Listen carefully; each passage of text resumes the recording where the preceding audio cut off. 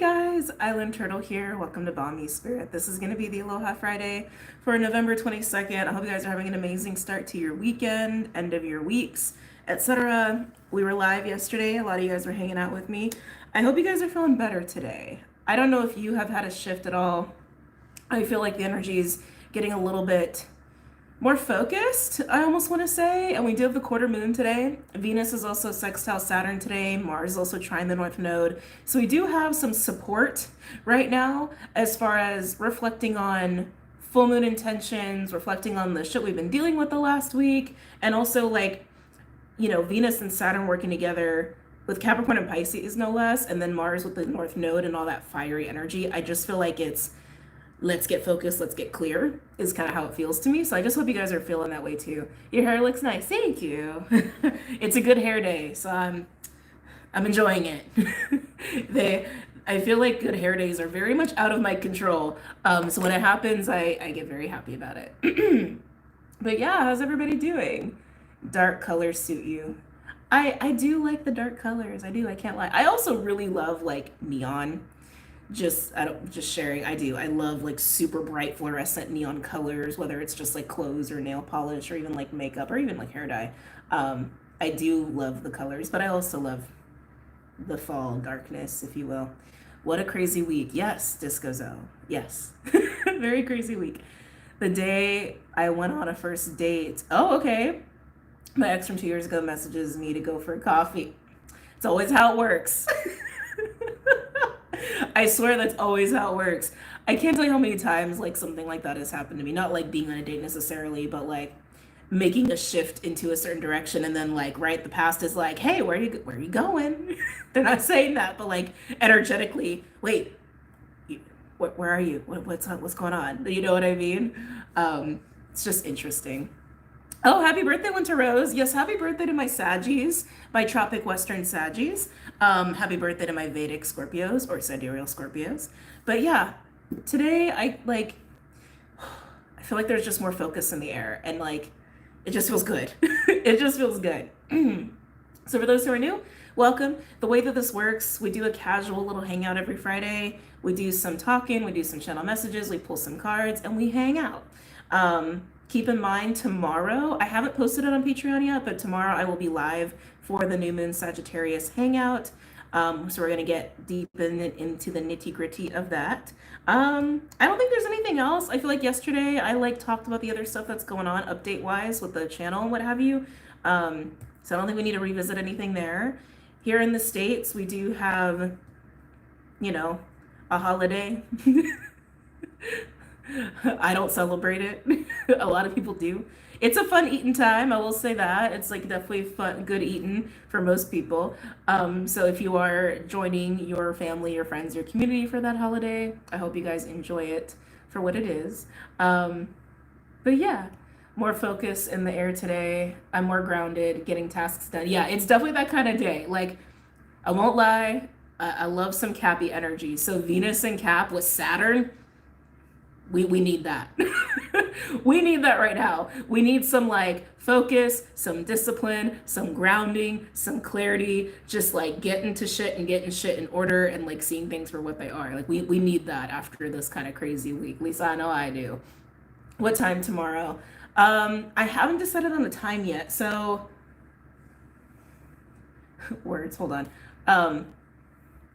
I have a lot of personal logistics still up in the air. So I was gonna wait till some of that fell into place today, and then I was going to pick a time. But yeah, I haven't designated a time just yet, but it will be tomorrow, Saturday, for sure, here in the States anyway.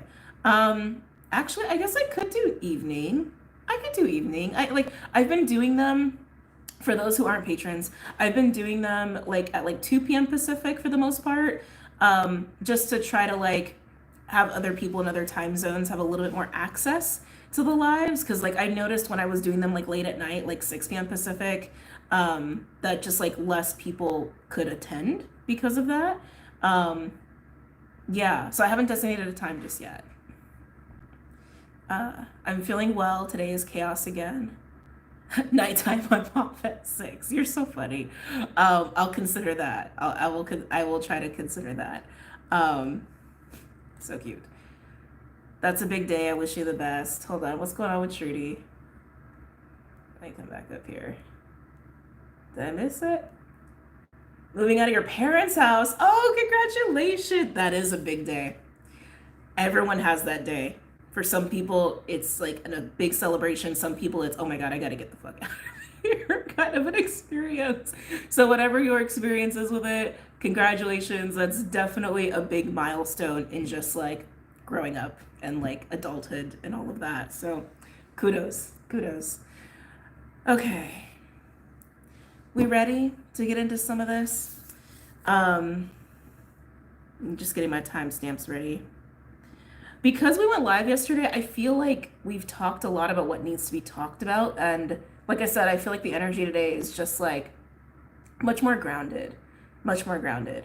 I will say, if any of you have been like needing to make plans or get things in order, or even if like you've been contemplating commitments, like commitment to certain people or certain things, or even commitment to self or commitment to like certain habits. Actually, oh, interesting. They're showing me the devil card. Are we okay? Hold on. I think we're already getting into channelings. Yeah, hold on. Let me put a timestamp on this. Yeah, they're showing me the devil card. Devil doesn't have to be bad. Devil actually has some pros to it. Like I kind of look at the devil as being so masterful with all aspects of self, especially your shadow. Or your night side, if you will. I don't know why I wanted to say that. I haven't used that term in a long time. That's interesting. That you're actually very balanced with it. Like you're very balanced with your energy and your sense of power and empowerment. It is also kind of discipline. It's Saturn. It's Capricorn. Which again, I was speaking on Capricorn a lot, so there's probably a reason for that. The quarter moon today is in Virgo, which I think is playing very well off of Saturn and Venus. It would be in opposition to Saturn. But it would play well with Venus for sure. And yeah, when I get into it, it just feels very disciplined. But even with the devil card being shown, I feel like this is about habits. I feel like this is definitely about habits. Getting very, I'm hearing sobering. Getting very serious and maybe like sobering with your habits. That's an interesting word to use.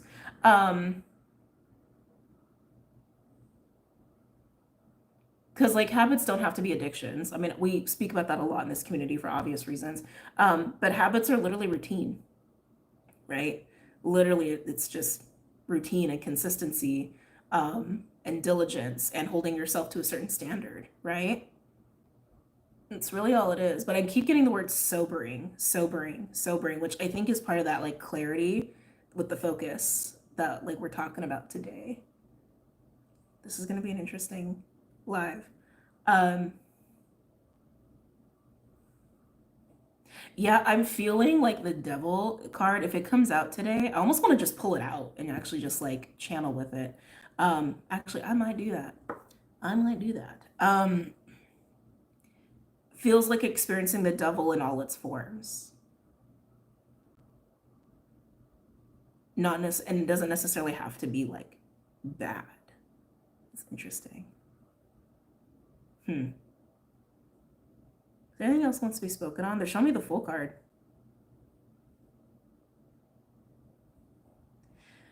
Okay, so I mean, explicitly, I think a lot of people, if they were to have the devil and the full card together, they'd be like, oh, you're being liberated from like toxic shit. Totally could be the case. But I almost feel like the devil is propelling the fool. Like the devil is needed for the fool. That is interesting. Huh. The devil is needed for the fool.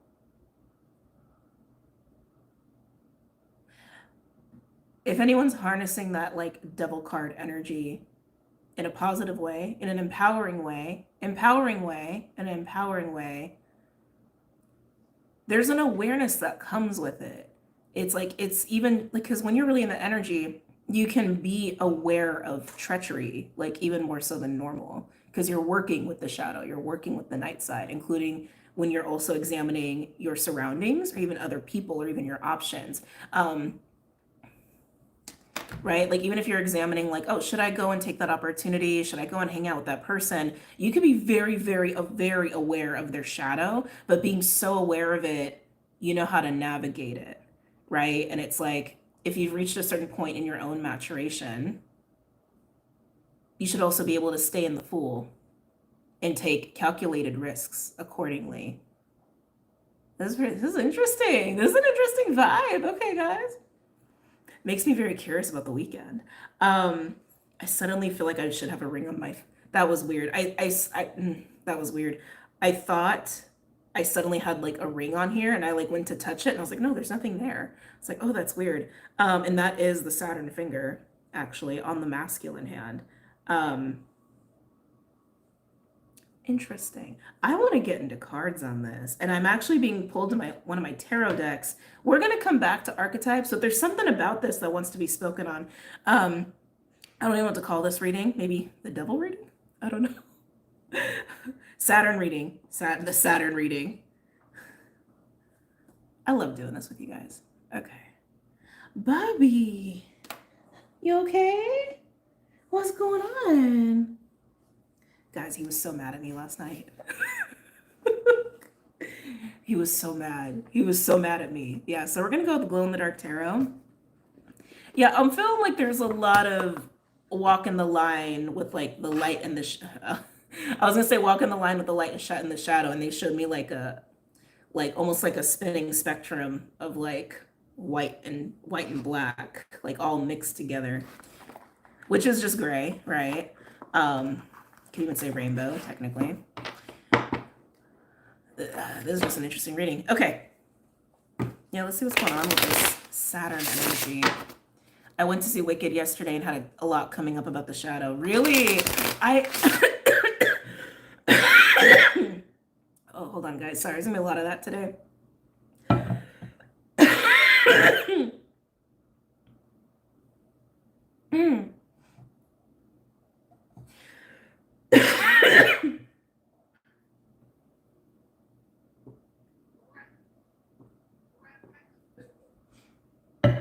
I hear you, Clyde. What do you need? What you need? You know I'm working. Oh, excuse me. Okay. I really want to see Wicked. I didn't even realize it was out already, is what I was trying to say. Let me do a new timestamp on this. Yeah, what's with this Saturn energy? It was really good. I loved it. I mean, the trailer looked awesome. The trailer looked epic. What's going on with this Saturn energy? Yeah, what's going on with this like Saturn devil energy? Yeah, I'm feeling like literally it's this utilization of the devil to propel forward. I keep getting this like momentum, like the Fool, like jumping forward, leaping forward, even like Chariot energy, like we must go forward now. But it's with the devil. I don't feel like it's away from the devil.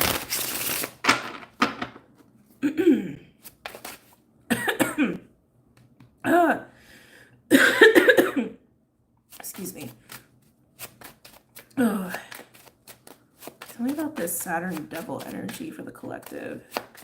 Oh, my crown just started. Can we like take the spike just a little out of my head, please? Thank you. Sometimes it just feels so sharp, you know? What's going on with this Saturn devil? Oh, interesting. The Hierophant. Hierophant is Taurus energy. It's institutions, bonds, contracts, morals, ethics, belief systems, religion, faith, all that good stuff. It is the High Priest as well. Why is the Hierophant coming out here with this Saturn energy? I just keep getting the same thing. It's like there's this very like disciplined utilization of empowerment, but it's like it's like the devil and the Hierophant, I almost want to say, together, right? Because Hierophant is more of that like morals, ethics, values, standards, right? Even like divine law. It represents divine law. And the devil does too, just the flip side of it, just the polarity of it. Another aspect of it. Another aspect of it. It's interesting. I never noticed this either. The position of the Hierophant, like the way he's like this, The devil kind of sits the same way. And the devil also has the lovers down here, and the Hierophant has these two down here. Very interesting. Oh, I see you, Spirit. Who do you serve? Oh, oh, oh, okay. Hierophant and devil makes the same hand. Yeah, exactly, exactly. Who do you serve? I don't know if you hear those birds going crazy. Do you guys hear that? Maybe you can't hear it. It's like they're outside my window. That's so crazy. I never noticed that before. Hierophant can speak of servitude. So can the devil, right? Traditionally, we look at the devil as like enslavement. But we all know, right, when people abuse their power, they enslave people too.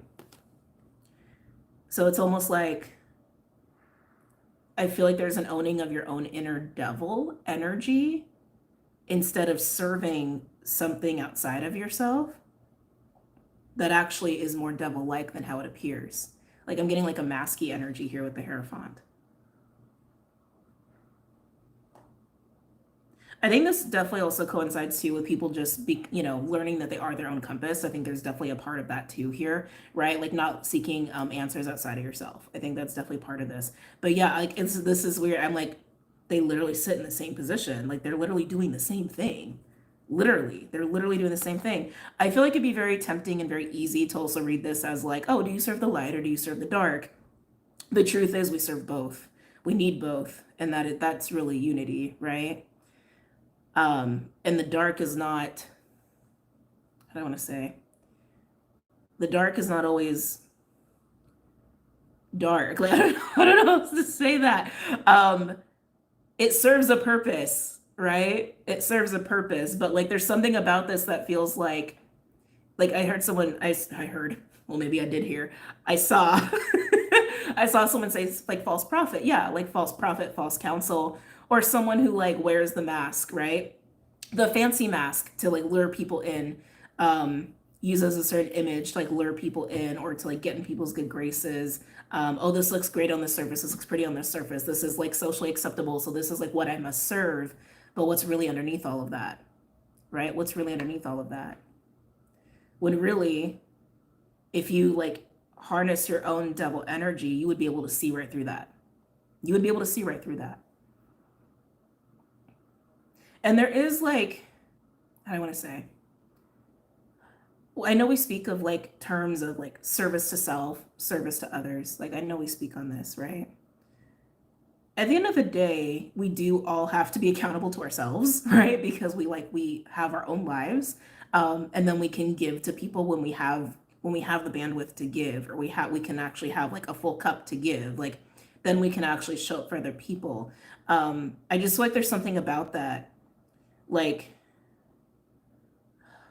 I don't want to say, like this false notion of like you can't serve yourself or you can't like take care of the self because you must serve, you must serve, you must serve, you must give, you must give, you must give, you must honor, you must honor, you must honor. And I think some people are breaking out of that. It's very interesting. Let's get another card here.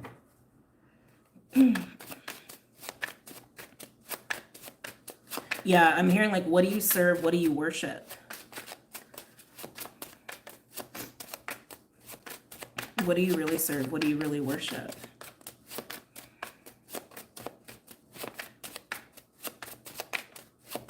Anything else with this like Saturn devil energy? Oh, we got the Queen of Pentacles with the pentacle at the bottom. This was a little bit like worshiping the pentacle, not gonna lie. Also Capricorn energy. Kind of feels like that a little bit. Feels like worshiping the pentacle. Which time and place, but you know, balance it. Ooh, 3 of Swords. Ooh. Ooh, okay, yeah, we'll get into that. I'm starting to get other messages here. So okay, for some people there's definitely a little bit of like, what do you worship, what are you devoted to, etc. And it's like for some people I think there's this realization of maybe like worshiping very like overly traditional ideals, but also worshiping like the pentacle, money, capitalism, which is very real. That's kind of what we're dealing with in today's society, right? Comfort, domestication. We've been talking about this for a while now, and it's just like very present here. But I am also getting like power.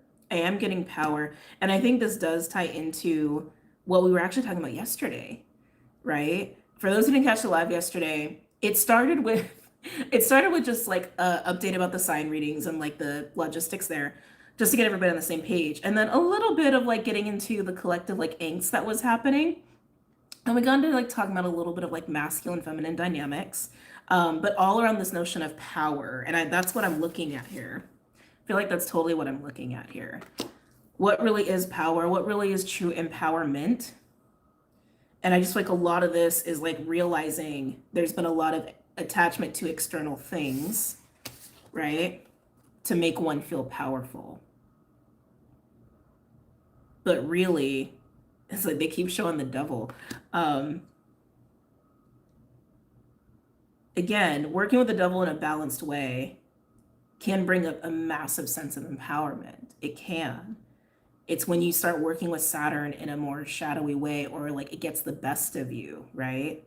That's when it goes gnarly. That's when it like you fall into like control stuff, addiction stuff, and feeling restricted or enslaved. This is so crazy. Yeah, so like what I saw underneath this, I was like, whoa. So we have the pentacle that the Queen of Pentacles is holding and worshiping, prioritizing. The Three of Swords underneath that, the Emperor, the representation of power.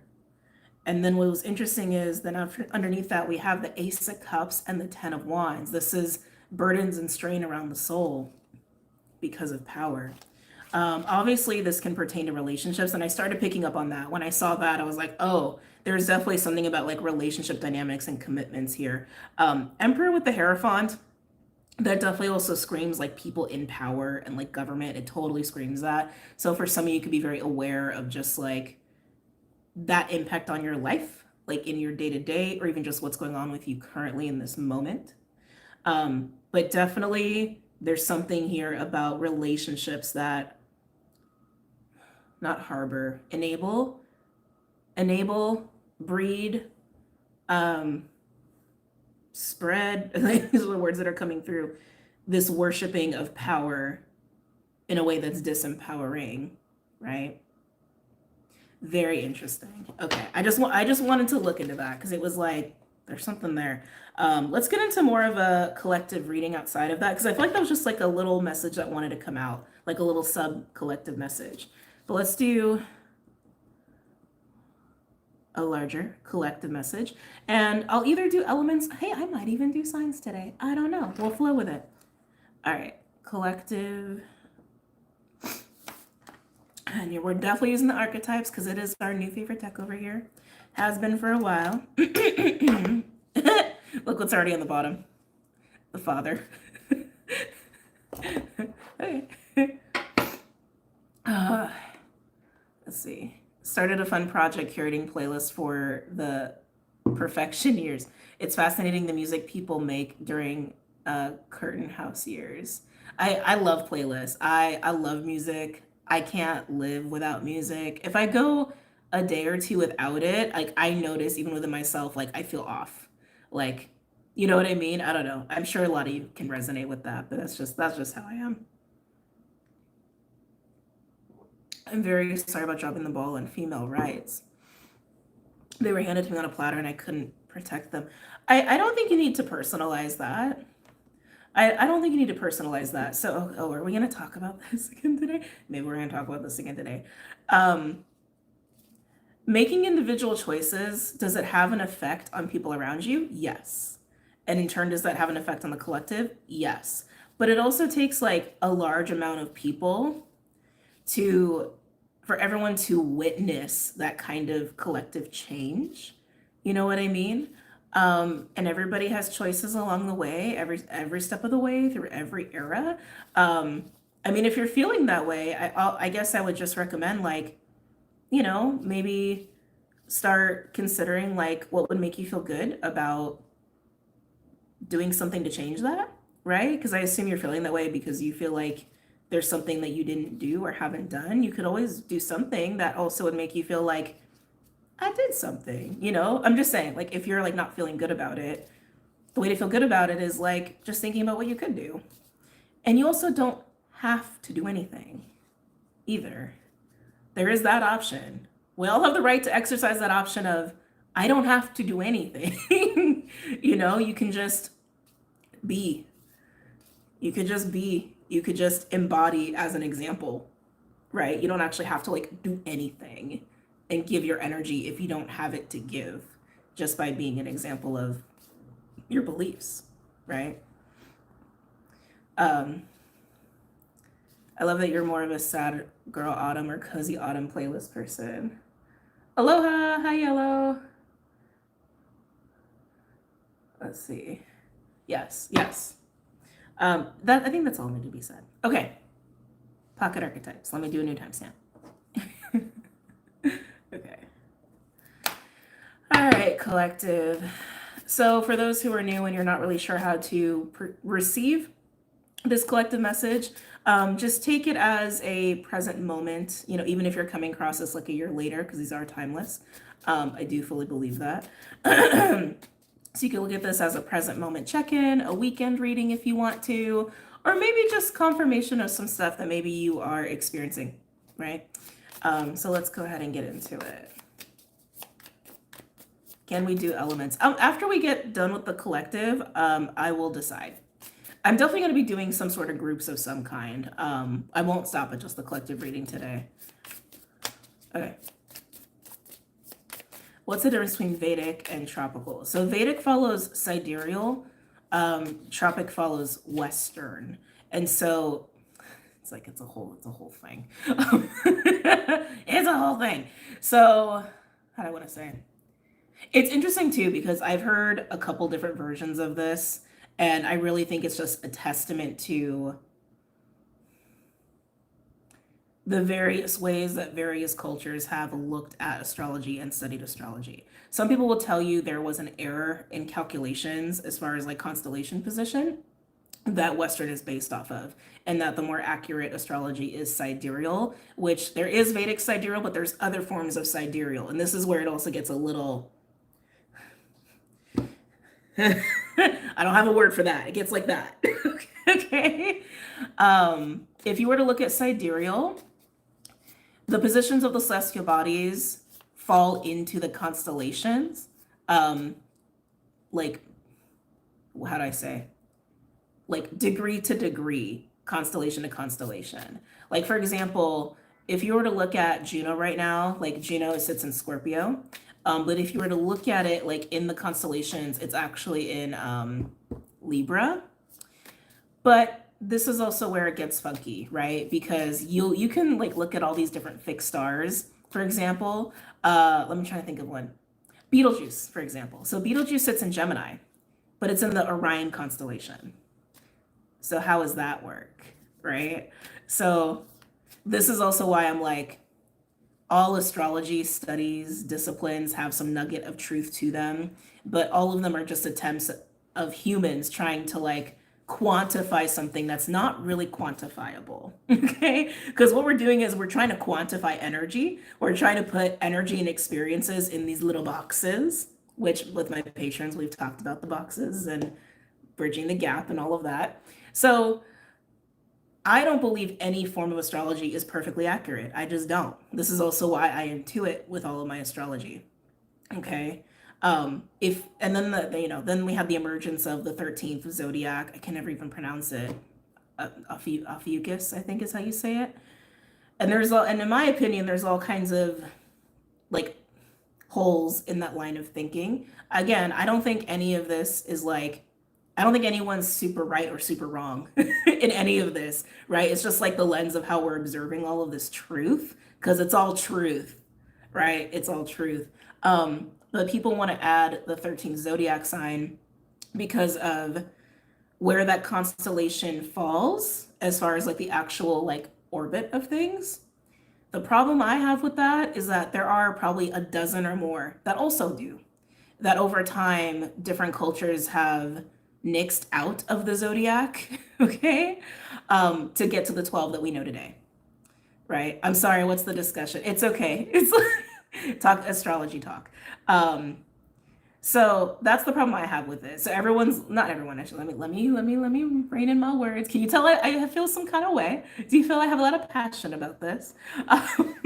So when people want to have that discussion with me and they feel so adamant, like no, it must be this way. That's kind of what gets under my skin, and that's what. And if that's what if you're sensing anything, that's what that is. It's my own shit. It's my own shit in response to that. So if we want to like revamp astrology, we would have to include, in my opinion, like 12 other signs that are the constellations, not the houses and the zodiac signs that we know today, right? So that's how I feel. That's how I feel. Love joining these lives, yes. Vedic natal charts versus tropical. And so that's the other thing too. So like, sorry, yeah, that's the other component. So that's sidereal versus like tropical, right? But Vedic, right? So Vedic is comes out of India. So actually, that one's kind of interesting because they have nakshatras, and so they also break down each sign, each zodiac, to a much more like niche understanding. It's almost like taking the 0 to 30 degrees and like breaking them down like by subsections and another subsection and another subsection. You have like nakshatras, you have the pada, right? And because it's based off sidereal, if you were to look at your chart compared to a Vedic chart, like all of your signs might be shifted a little bit, like one over. I hear you like nakshatras. I've studied Vedic on and off. I'm definitely not proficient in it, like by any means. But it is interesting. And with Vedic astrology, there's a lot more of their own mythology that's like tied into it, just like with any astrology discipline that you study from another culture, like Mayan or Egyptian, right? For example. But I do think it's interesting. I do think though, like with Vedic astrology, I feel like the way it's spoken about and the way it's looked at is like so heavily karmic. And that's also something that I don't ascribe to. There's a lot of rigidity around it and a lot more rules, which you guys know how I feel. Right? But I do think it's interesting. I do think it's interesting, and I do think it's absolutely worth studying, and I think there's a lot that anyone can learn from just studying it that doesn't have to pertain to astrology itself. But I digress. Coming back full circle, when it comes to astrology, there are no absolute truths. I know people want there to be, but there just are no absolute truths because we are trying to basically take the code of the universe in the expression of energetic experiences and trying to put it in a box when that's not its natural state, you know? So yeah, little TED talk on astrology there. Thank you for taking the time to explain that. Yeah, no problem. Hold on. And I know that's gonna trigger people. Like, if you're triggered, I get it. I totally get it. Not many people want to hear that. And like I said, it's not an absolute truth. It's just my observation. It's just my observation. Please believe whatever feels right to you. You know, I am not here to change your mind. Well, I shouldn't say that. I'm here to get you thinking. Honestly, I do feel like a lot of my existence is just like provoking thought within people, or anger, or shadow, whatever. I'm here for it. I'm here for it. Let's get back to the collective, yeah? I'm just here for your channeled intuitive messages. Hi, Abigail. We're getting there. We're getting there. Okay, let's getting back on the train tracks here. You should write astrology books. You're the best at everything. Oh, I don't know if I'd say I'm the best at all of that. I would love to write astrology books. There definitely is a writer within me. No question. No question. It's just a lot of information to organize. That's the only thing. It's a lot of information to organize. Okay. Collective. I got it. Thank you, Anna. I got it. Thanks for looking out. All right. Any message? Sorry, I just meant I don't mind what astrology lens you have. I just love the work you put out there. Oh no, I knew what you meant. I got you. I knew what you meant. I knew what you meant. That's why we come back. Ah, thank you. I feel very grateful and very lucky to just to have this community. Like, you guys have no idea, especially just in the last, oh Lord, time. I don't know, time is weird.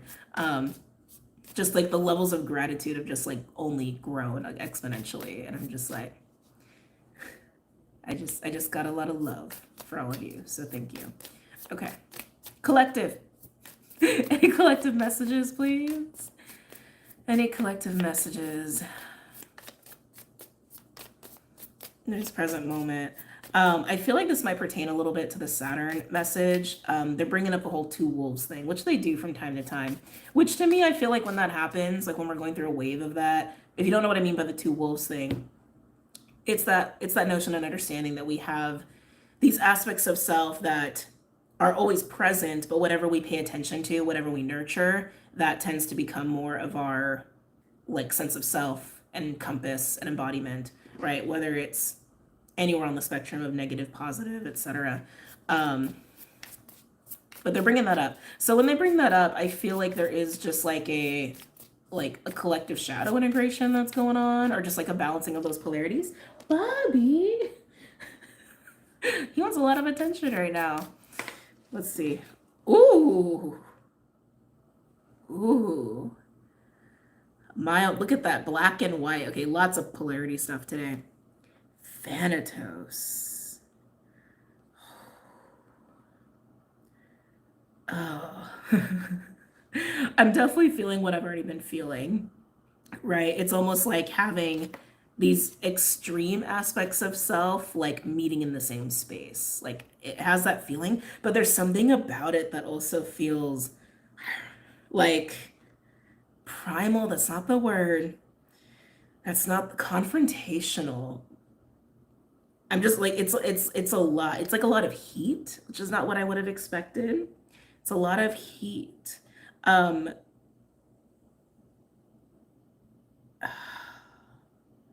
don't know how to explain. I don't know how to put this into words.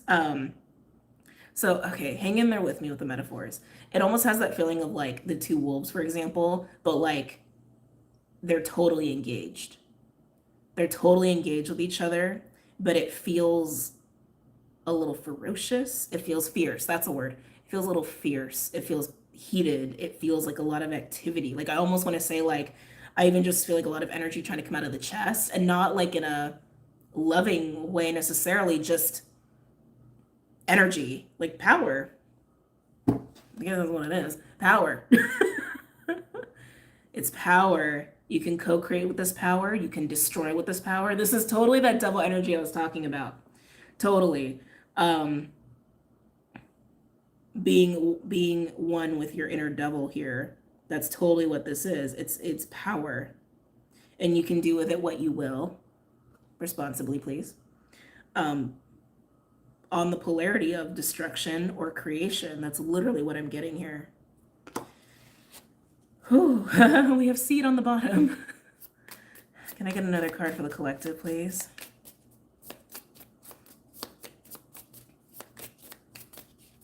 Yeah, it's power. Ooh, okay. We have the poet. Oh, I just want to bring some of this out. It's a lot of energy. It's a lot of fire. I know we don't have fire in these cards, but like, I can't get off of this like feeling. Some of you, this is just inspiration. It's just passion. Maybe some of you, it's pure sexual energy. Maybe it's creative energy. It's definitely like life force. Okay. It's definitely life force. But with the poet coming out here too, I feel like this is propelling, almost like words of propelling too. This is propelling the poet energy. That's what I'm feeling.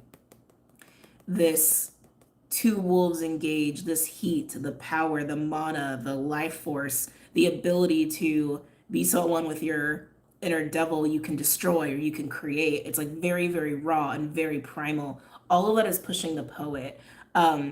The poet is interesting. It definitely has like a watery air kind of quality to it. Some of you guys could be strong air or water, not necessarily, but the poet has a way with words, and the poet has a way of seeing beyond the surface and understanding, perceiving subtext, right? How do I want to explain this? This feels like it's pushing something out of the poet. It just feels like push, push, push, push, almost like a domino effect or like a rocket, right? Where it's like all engines are on and like they turn the fuels on and it's like, right? That's how this feels. And something's coming out of the poet energy that doesn't feel fiery. It almost feels like whatever comes out is graceful and elegant. This is like so fascinating.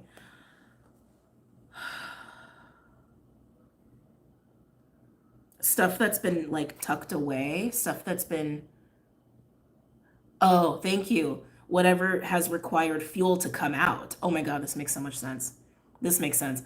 Whatever has required fuel, confidence, empowerment, fire, motivation to actually come out. Yeah. So, okay, in a more superficial way, of how you could be experiencing this, you could suddenly feel very like confident and motivated and empowered to finally like say something that you've had a hard time saying, or actually like doing something that you've had a hard time doing. It's about bringing the subtext to the surface. Like that's what I'm getting. Bringing the subtext to the surface, bringing secrets out to the surface, hidden desires out to the surface and acting them out. Like that's kind of what I'm getting here, which requires, that makes sense why it requires the devil, because the devil also really picks up on our own carnal desires, our own primal desires, which is also why it can be a trap sometimes, right? Because if we like overindulge in our carnal desires, then they take control over us, right? We become enslaved to them. But this is letting them out. This is letting it all out. Some of you, this could also absolutely happen within like relationship dynamics where like someone like says something, does something, and it's like a trigger effect of like it almost sends your rocket fuel going. That's interesting. Some of you, this is very sexual. Like if this is also happening in like a relationship dynamic, someone's just lighting your flame and like lighting your inner devil, and it's like your inner desires are like, okay, time to come out. Oh, I like this. I like this. Mm. Now, again, remember with the devil energy, there is a mastery to it, okay? There is a mastery to it. There's a difference between recognizing your inner desires, your carnal desires, your primal nature, passion, whatever, working with it. There's that, but then there's also like getting lost in it, okay?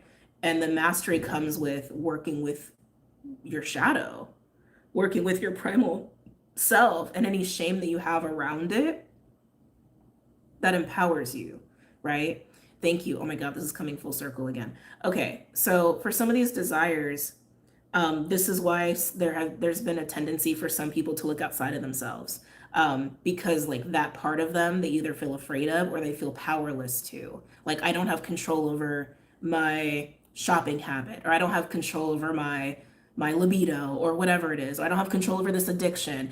So then people look outside themselves, right? But this is also why you need to recognize, like when you look outside of yourself, you disempower yourself.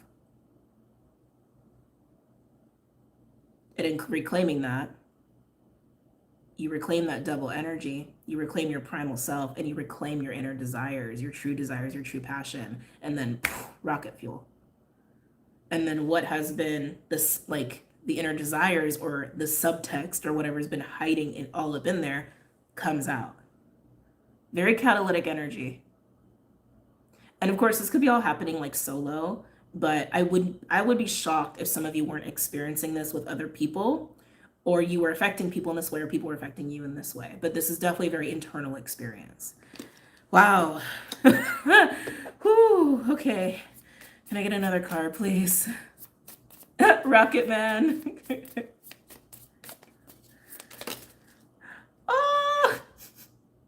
Oh my God, there it is. Huh? Well, that just confirms everything. Aletheia and the Lover. Undeniable truth, and look at that like beautiful harmonization of polarity. Truth, and then the Lover is how it sounds, but it's also a card of bliss. It's a card of joy. It's a card of elation. It's a card of feeling close to God, close to holy, like, I was gonna say wholeness, but holiness wanted to come out, which I guess makes sense. Wholeness is holiness, right? I'm gonna say that again. Wholeness is holiness. I'm gonna say it one more time. Wholeness is holiness. I think that might be the title of this today.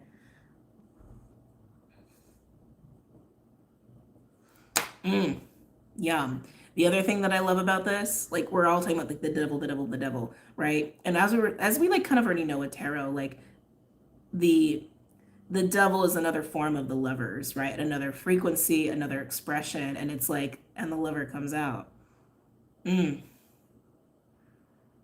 Love it. I don't even need to say anymore. It's like it's just clear. It's just clear. This is what is realized. This is what gets to be experienced. This is what gets to be communicated. Some of you, it's also communicating this.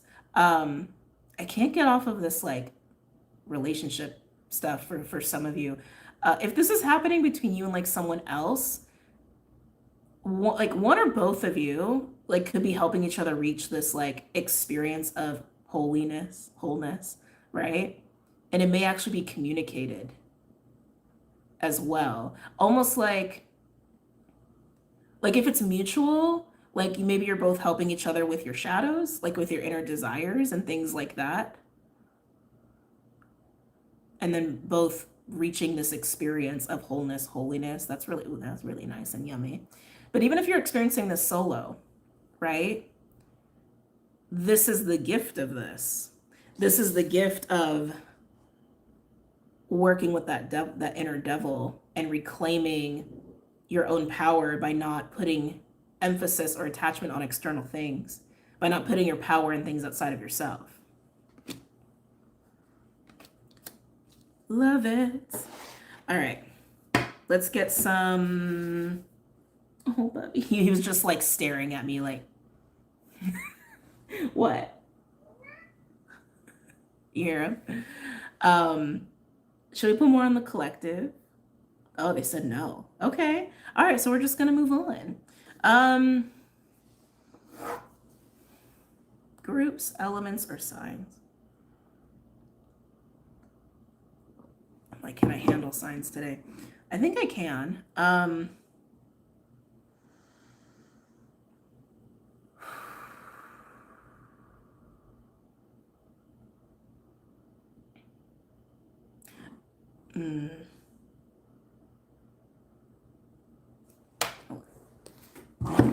my God, I thought I almost knocked over my coffee. It was gonna be unpleasant. All right, just getting decks out and letting them talk to me for a minute.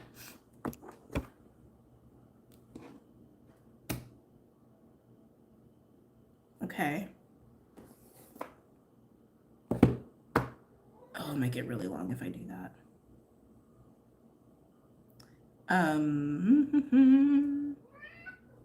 Bobby. Okay, here's what we're gonna do.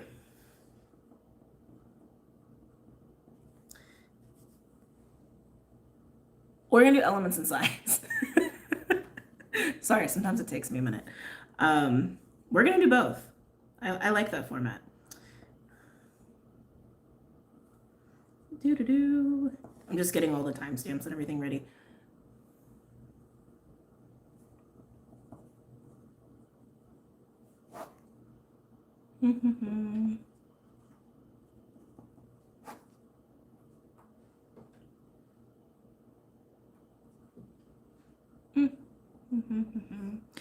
Okay.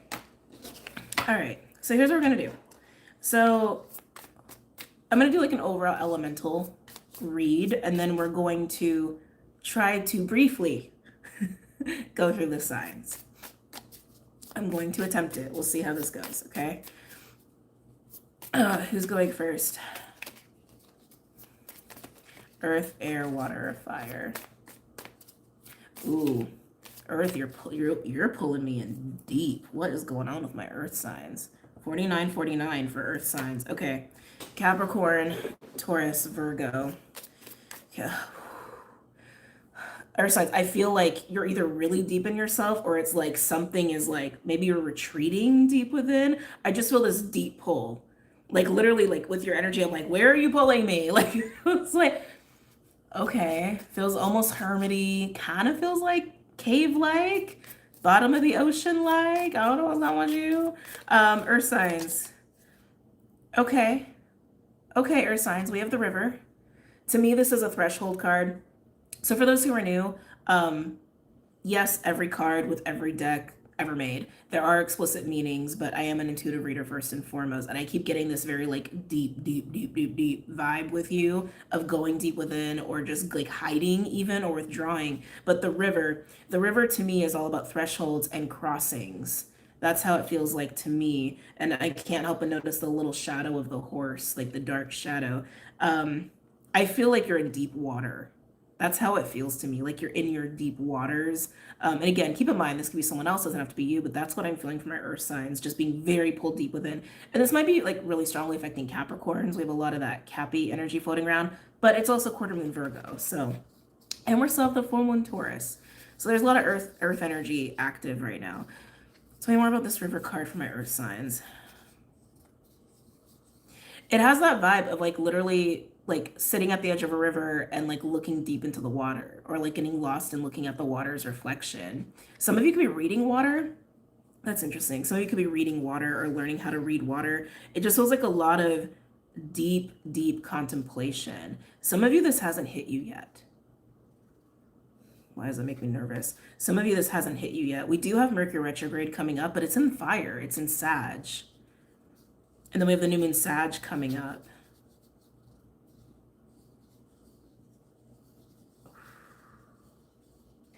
I gotta be honest, this is like almost feeling like depression. Earth signs, I feel like you are sitting deeply with yourself because I think you're sitting with a truth that you have been running from. Can I get another card, please, from Earth signs? Oh, look, the mirror reflection. Yeah. For some of you, some sort of event or even another person could have pushed you into this mode because it does. It feels like something like being like either projected onto you or being like shoved in your face or like you bore witness to it. And it's like, oh, it's just like I feel like it's like a lot of truth. And then it's just like, oh my God, deep. I need to go deep. I need to go deep. I need to withdraw. I need to withdraw. I need to withdraw. That's how it feels. Like the mirror is being shoved in your face. And even like with the water, it's like, that's what a mirror is. It's just reflection. Right? And you're forced like deep into your water. Wow. Okay, gonna get a third card for my Earth signs, please. Maybe this is gonna happen this weekend. Can I get a third? Yeah. Ooh. The mentor. Okay, so Earth signs, take this as it resonates, but this is pretty clear. Some mentor energy pushed you deep within yourself. Don't know if you saw it coming. Doesn't feel like it. Feels a little bit like a drive-by. Okay? Like a drive-by. Just gonna push you back into yourself. You could also have been doing this for somebody else, but that's totally what this feels like to me. In doing so, I feel like, yes, you're facing like a piece of yourself, aspect of self, or a truth that you've had a really hard time looking at or acknowledging, or you've just ran away from. Some of you, it is also about embodying your inner mentor, okay?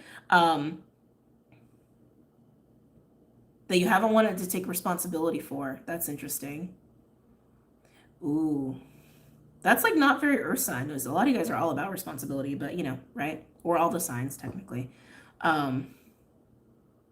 Yeah, some of you it is about facing your own mentor aspect that you've been denying or you've been afraid of. Christian, thank you. Oh, and a unicorn. I love it. Love it. I would like it, but it's not giving me an option to. But thank you. I appreciate it. Yeah. Oh, okay. Let's get into the signs. I'm going to pull from the Wild Unknown Animal Spirit deck for each sign, and we'll pull tarot cards as well. Okay.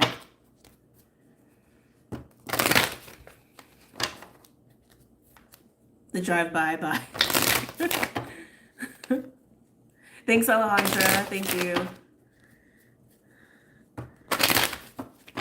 Do a couple more shuffles.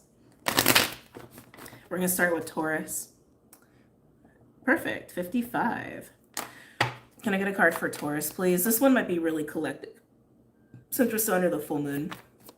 Taurus vibe. Can I get a card for Taurus, please, as it pertains to this spread? Oh, earth signs. Okay. You feeling some stuff, no doubt. You feeling some stuff. Scorpion coming out. Always hard to not think about Scorpio when this comes out. So there could be something going on with a Scorpio or your 1-7 house of partnership. Even if you're not a Taurus rising, it's just kind of natally attached to you if you're a Taurus sun, for example. Okay, Scorpion. This is an energy of holding on to shit that doesn't feel good. And Taurus, it feels like, yeah, whatever you're going through with this energy, with this reading, it's like something is shoved in your face and it makes you pretty upset. Okay, it makes you very upset because what it's really highlighting to you is something that still affects you in a way that actually makes you feel disempowered. Oh my God, all of this is making so much sense. So this is clearly a reading about like empowerment and realizing like anything that makes us feel like disempowered, it's because we're giving our power away to something outside of ourselves in relation to whatever that is. So what's being highlighted to you is just, yeah, what have you been giving your power away to that isn't yourself? Oh, okay. Let's get some cards. I was gonna do the unicorns, but I'm feeling like Glow in the Dark Tarot might just have to be the deck for today. Okay. Oh. Huh. Are we on collective? No, we're doing Earth. We're doing Taurus right now.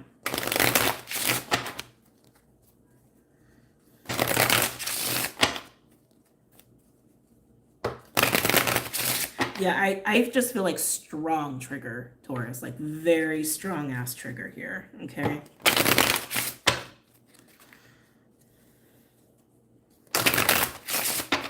Okay. Any messages or insights for Taurus pertaining to this spread? And that fire, man, that fire. Whew. Interesting. Okay. We have Page of Cups and the Emperor. Emperor, obviously this embodiment of power. It is also a Taurus card for me. It's an Aries Taurus card for me personally. Even though I know Taurus is Venus and Emperor is technically like Mars, I always get a little Taurian energy with the Emperor. With the Page of Cups, it's interesting because it's feeling like an apology. Something else is going on underneath that though. Do you feel like you have to apologize for something you don't want to apologize for? Something is underneath this. Something is underneath this that is not how it looks, is just what I want to say. But this feels like an apology from an Emperor. And I do feel like it's you. It could be someone else, but I feel like it's you. What? Okay, what's going on underneath this apology? What's going on underneath the Page of Cups for Taurus?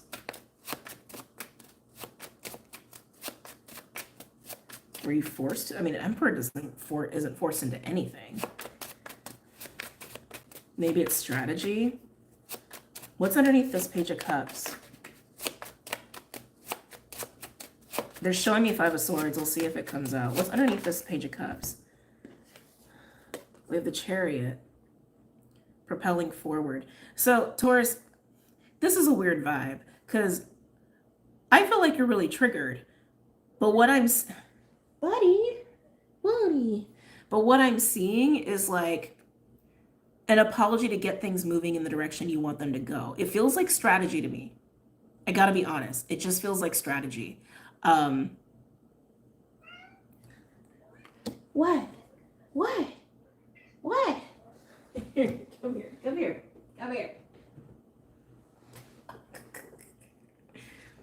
Cat mom for a second. Sorry, he was just, he was doing what he do. Better? Is this what you wanted? Oh yeah, this is what you wanted. He just wanted a little attention.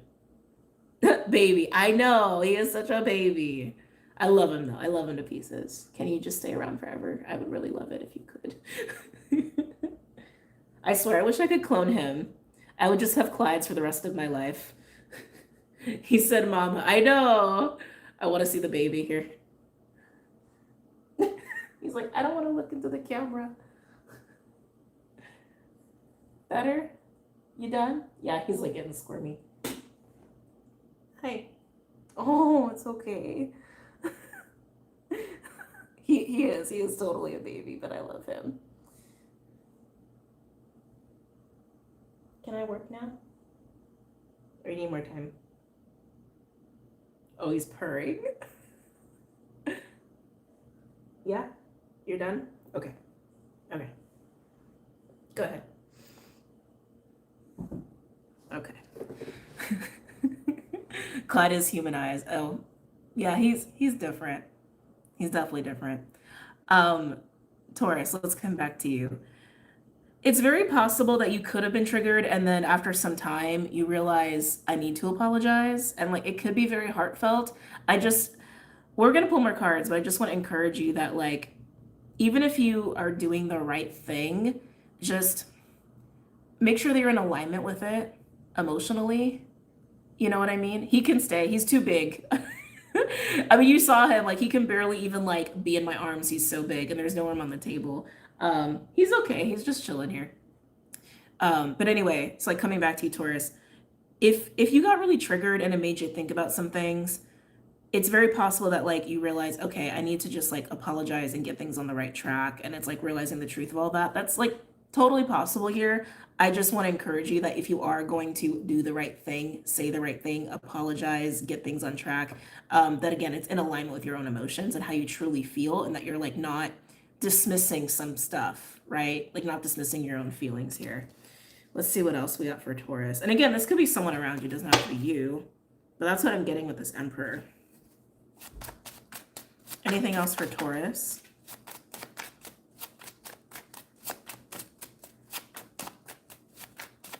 Yeah, he's fine. He's like laying in the sun now. He's okay.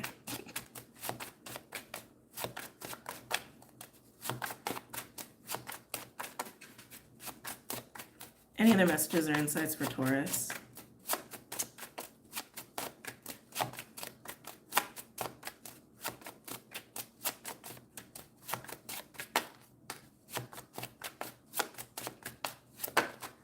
Let's see here. The Fool. Love it. Carefree, fearless, ready, just ready to move past this. Yeah, okay. So again, Taurus, like I said, if you're apologizing for something, just make sure you're in alignment with it. The Fool card is telling me you probably are. 3 of Cups at the bottom. Let's see here. Ooh, oh, Taurus. You're gonna be just fine.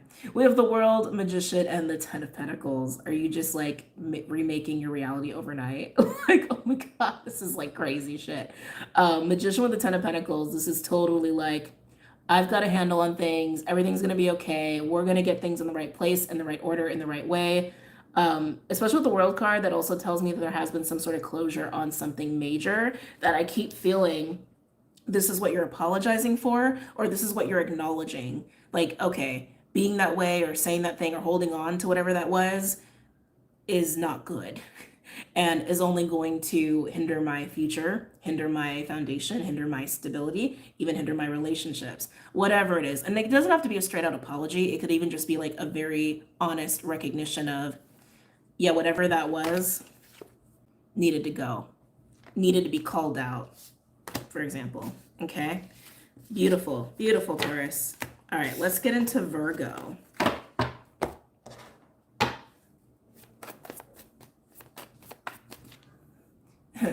Is my mother going to apologize? I mean, that felt very masculine, maybe. Honestly, intuitively, I'm feeling no. I just have to be honest. Sorry. I could be wrong, though. Free will and all. As the energy stands, I'm feeling a no on that, Alejandro, just being honest. Okay. Virgo. Oh. All my earth signs need a hug. Frog for Virgo. This is emotionally like releasing. This is emotional clearing, cleansing. Sometimes frogs are also seen as like transitionary animal medicine of like leaping right from one thing to another. But this one to me is always about like making peace with something emotionally. Okay. I can take this breakup on a positive right now. Good. Virgos, what's going on? It feels like plans got messed up. Expectations got messed up. That's what I'm feeling with the frog. Like something was supposed to happen a certain way and it didn't. I keep getting like pentacles with that though. Like, I don't know if like a job fell through or money fell through. I want to say like plans fell through. But it's clearly plans you had. A lot of emotions around. Got death card at the bottom. Virgo. Any messages or insights for Virgo, please?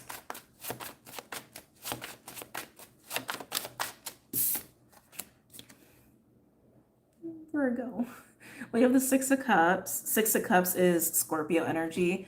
It is the energy of the soul, is how I like to describe it. It can be like soul contracts, memories, childhood, butterflies, soulmates, etc., all that stuff. It's also my family patterns card, but it usually speaks of the past. Usually speaks of some sort of like historical accounting or something that feels very familiar to your soul, even a person. So again, whatever this is, it affects you. Like, it doesn't just affect you emotionally. There's a soul component here for you. Like your soul has been tied to whatever this is that you have disappointment around. Okay. I'm feeling like this is like plans with people, like many people, not just like one person, like family plans or plans with a business or coworkers or like with a big social group. Like it's given a little bit of like 10 of Pentacles, 10 of Cups vibe, but like with some kind of loss is what I'm gathering. Am I taking these? No. What's going on for my Virgos?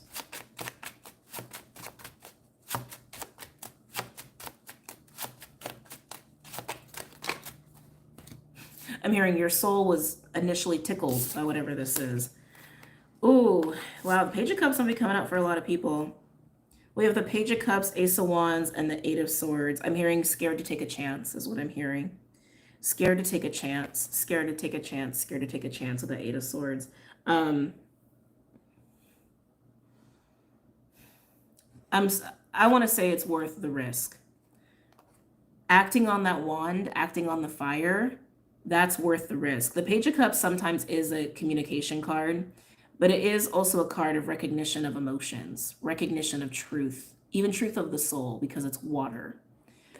Swords, some people will say swords is recognition of like truth of the soul. To me, it's knowing. It's a very like factual knowing. But the cups is knowing, right? Take a chance on what you really feel. That's what I'm getting with this. Take a chance on what you really feel. Why are you so scared of it? Can we look at the Eight of Swords for Virgo?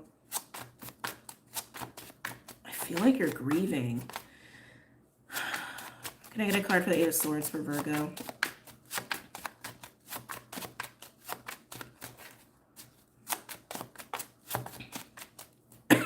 Hold on.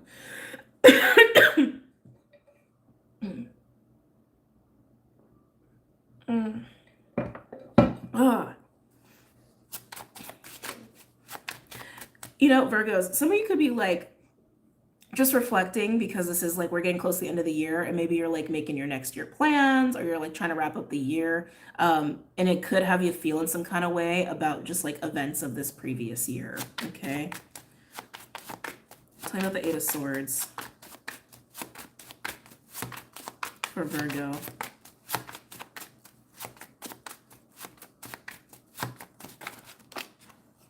Oh, Lordy. Okay. Oh, Virgos, you have a lot of fire going on here that I feel like you're really holding back on, or it's just being dampened by all the water. Okay. So with the Eight of Swords, looking into like, why are you so scared of this? We have the Ace of Pentacles. Ace of Pentacles can be like new opportunities, elevated timelines, but I actually feel like it's about missed opportunities is what I'm feeling. Like I'm feeling like it's in reverse.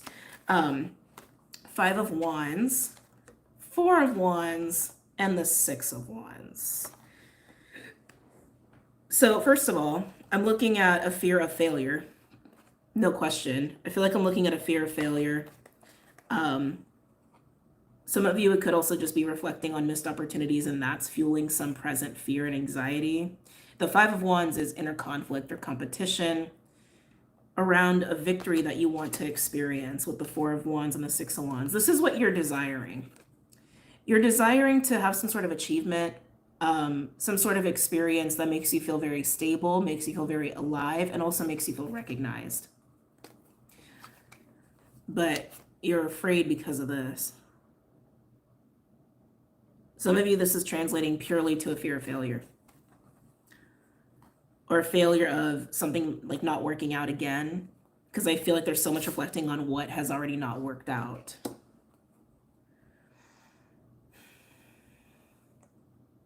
Yeah, even with the Five of Wands coming out before the Four, I feel like there's a little bit of like putting the cart before the horse going on here. Like, you don't know that this isn't going to work out. You don't know that what you want is going to lead you in the wrong direction. It's like you're kind of already assuming it will. Like you're taking the loss before you've even tried a little bit. You're taking the loss before you even have the potential to win in whatever this is. I want to say it is worth the risk. It's worth the risk. But again, a lot of the theme that we have so far about this week, and especially just with the earth signs too, is taking our power back, right? What are you placing such emphasis on that's making you feel disempowered or enslaved to this, enslaved to your own fear? And it's literally the fear of failing. But you haven't failed if you haven't tried. You haven't failed if you haven't tried. Okay, let's move on to Cappy. Oh, shit. I didn't do a timestamp for Virgo. If anyone has that timestamp, I'd greatly appreciate it. Darn it. I've been so good. I think Clyde distracted me. All right, we're going to do Cappies.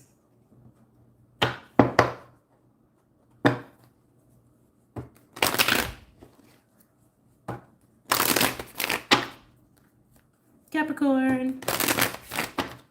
How are my sea goats? Thank you, Redden. You're welcome. Healing bubble time. Capricorn. My Yod, Aries, 6 degrees, ascendant Chiron, 7 Virgo. I will say, like, when I've witnessed charts where people have prominent Aries and Virgo,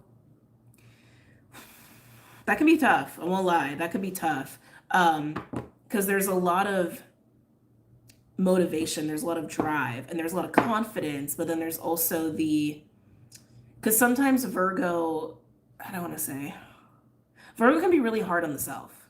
People, I think, who have strong Virgo can like hold themselves to like a very tough standard in other people too. And then the Aries like brings in more confidence. And so sometimes I feel like that combination, when it's in the prominence, like Sun, Moon, Rising, Venus, etc., can create this tendency for perfectionism, but in a way that's like also very beyond self-critical. It's interesting too, because like even like Los Angeles, for example, if you were to look at the natal chart for Los Angeles or the origin chart for Los Angeles, very prominent Aries Virgo. So that kind of says a lot. Okay, anyway. Capricorn. Oh, thank you, Nettie. Love you, Nettie. Hold on. Let me get that timestamp. I need a new timestamp for Cappy. Okay. Now we're in it. All right, Capricorns. What's going on for my sea goats?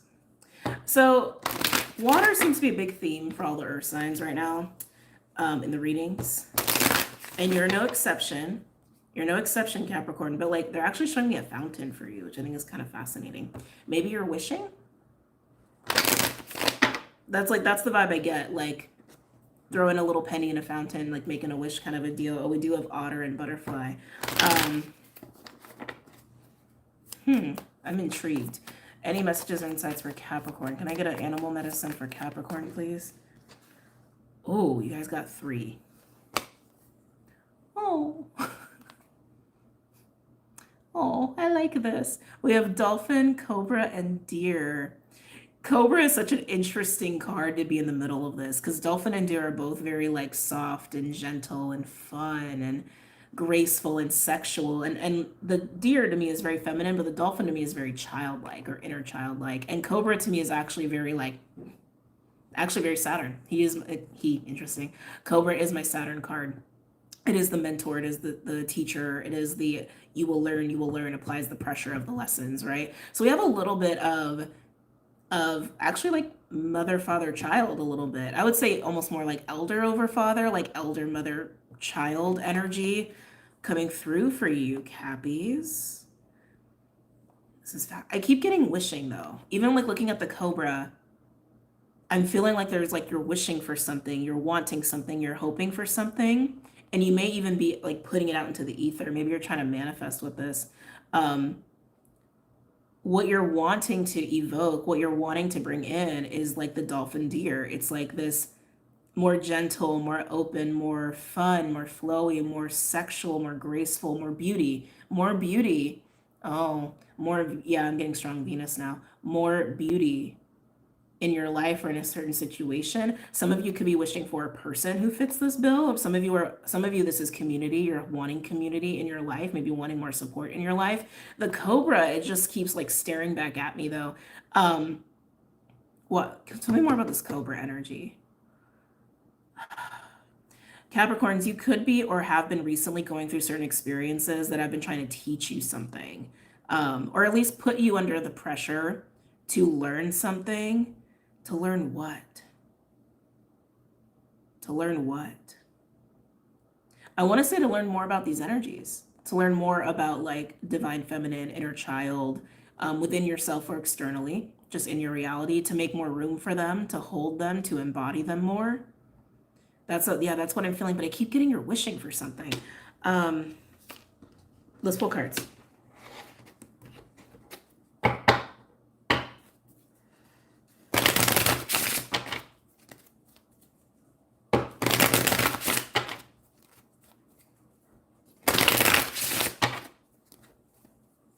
For Capricorn.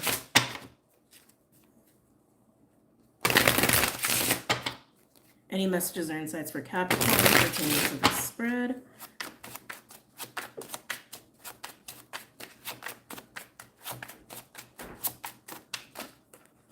Am I taking these? No. For Capricorn. What did I say? I'm like, it's like you're trying to wish for something or evoke something or like bring something in or like manifest something. Here you are, magician. It's exactly what you're doing. It's exactly what you're doing. So you are trying to like, you're co-creating with spirit. You're trying to bring something into your reality. Okay. Some of you, that has been part of your lessons recently or upcoming is how much of a magician you really are, and to remember that. To remember that and how to work within those energies that reminded me of the devil message from earlier, how to work with all aspects of self, all your tools in your tool belt, so to speak. I'm still on Earth. I'm doing Capricorn. Tell me more for Capricorn.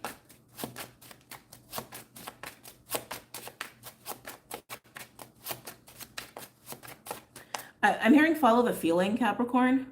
That's what I'm hearing. I almost said that's what I'm healing. Interesting. Maybe some of you have kind of not been paying a close attention to your own intuition lately. Interesting. That's what I'm healing. Follow the feeling. That's what I'm getting. It's like when you start to like just examine your reality, you start to like feel or experience little nuggets of like the deer or the dolphin, like that fun, free-spirited, yummy, graceful, sexual, beauty, right?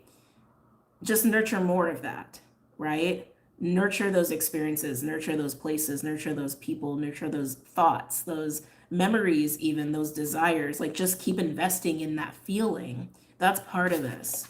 That's part of this. Like what makes you feel those things, right? What, where, who makes you feel those things. Some of you may realize that there is a person or people around you that does make you feel that way, or they embody beauty in some aspect, or Just saying, Gappies. Follow it. Follow, now I'm hearing follow the thread. Interesting. Okay. Any other messages or insights for Capricorn?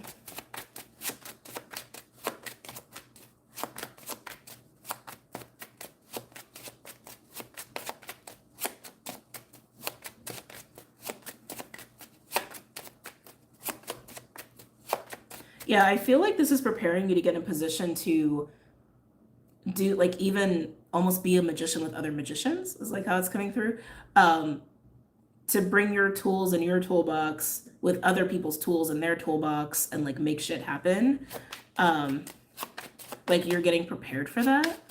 This is a very different reading than I expected for Capricorn.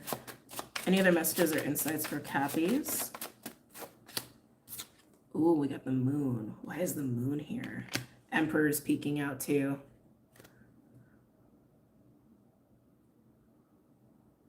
Why is the moon here? They're saying hidden. What's hiding behind the moon? What's hiding behind the moon? You definitely could be like hushing this, right? Like just keeping it on the down low, like what you really want, what you're trying to bring into your reality, but there's something hiding behind the moon that I think you don't see or is elusive. Okay, what's behind the moon for Capricorn? Some of you are working with moon cycles, which is great. Love a little moon magic. What's behind the moon though? There's something hiding there. I can feel it. Oh.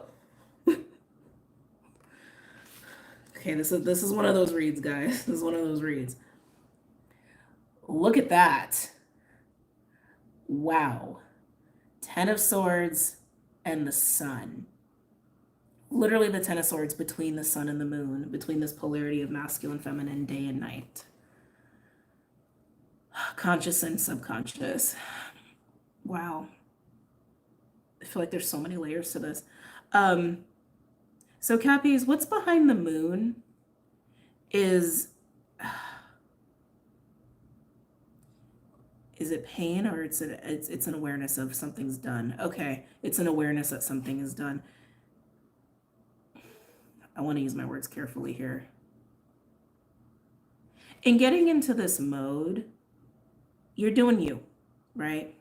Some of you may have been having trouble bringing things in because there's something you need to acknowledge. There's something you need to acknowledge. You need to acknowledge the 10 of Swords. You need to acknowledge that some aspect of self, some aspect of your life is done. And it doesn't feel subtle. It feels like it's been done. And you haven't relinquished it. You haven't acknowledged that. I think you've been kind of going on about your life as if it hasn't. But this is also why the Sun is right there. Because it's illumination. It's like it's bringing this into the forefront.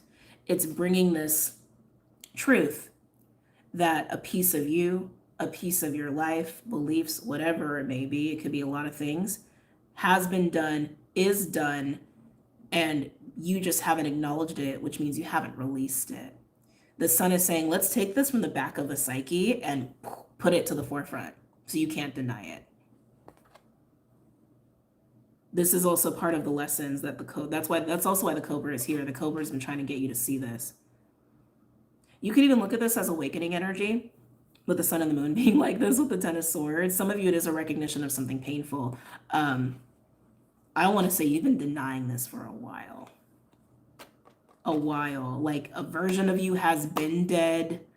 A habit has been just holding you back, a place, a relationship, a belief set. Like it's been long dead. Like I'm literally getting carcass.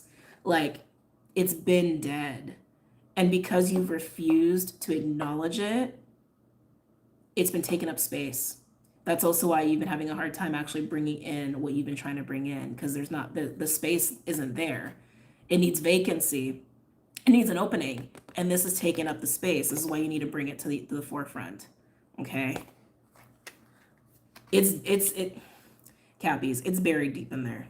It's buried deep in there. This is fascinating. Tell me more about Capricorn. Actually, tell me more about the 10 of Swords.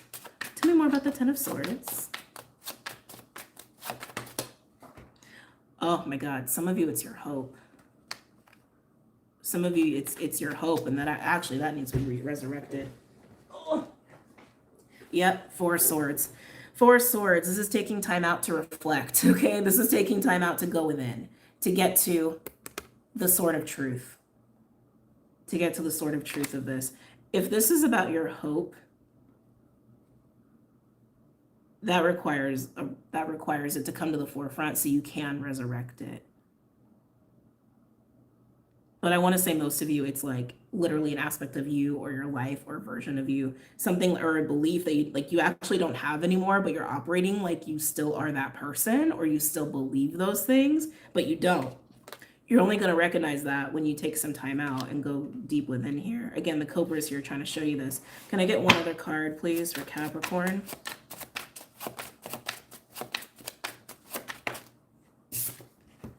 Yep. Mm-hmm. Long over with the World card. Hold on a second.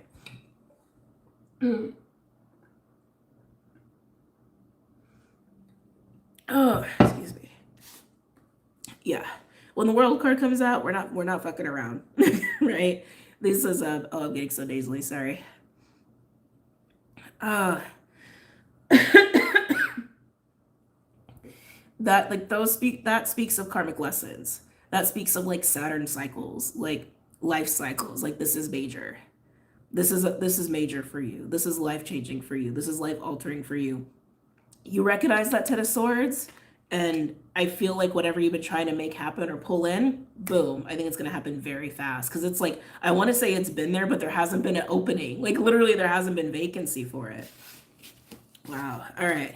Let's move on to another element. All right, who's next? Air. As I hear birds when I say air. Air, fire, or water. Ooh, fire. Okay, fire signs.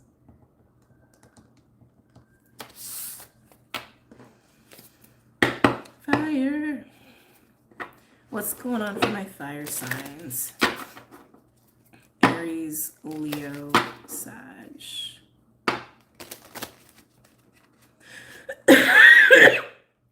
Oh, sorry guys, hold on.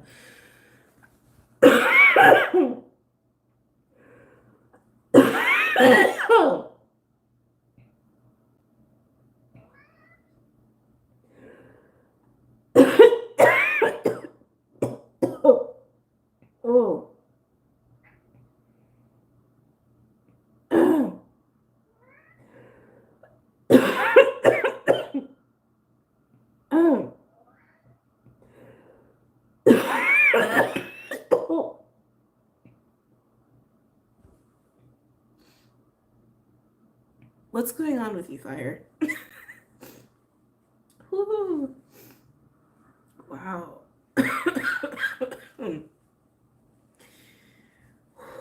Okay.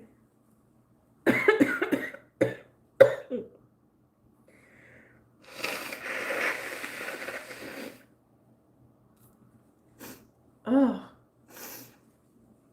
Oh. Oh.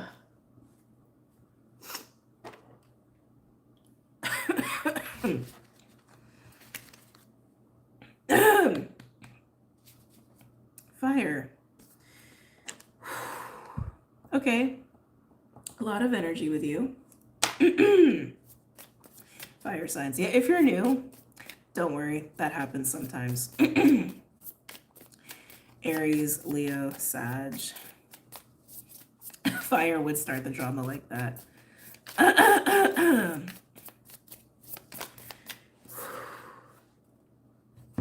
Okay. We have the Pilgrim coming out for fire signs. So there's something you're starting that's new and foreign to you. That's what I'm getting. Foreign and new, foreign and new, foreign and new. How are you coping with that? That's what I want to ask you. How are you coping? How are you coping with this, fire signs? It feels very student. It's got a very student novice kind of vibe to it. Okay. Any other messages or insights for my fire signs? I think you're a little uncomfortable with this. Something about it feels a little like a dress that doesn't fit right. Like, it's kind of what I'm getting. Aries, Leo, Sag. I think Sag will deal best with this kind of energy. Oh, yeah, this is prickly. Shadow. I was like, this feels uncomfortable. Shadow. Yeah, this is very uncomfortable for you, fire signs. Again, what's being highlighted for you is being a novice. I don't think you like that word.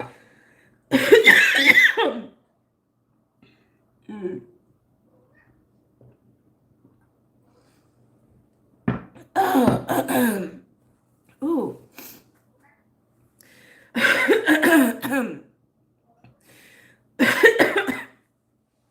Ooh. Being new at something, not really knowing a lot about something, being kind of green about something.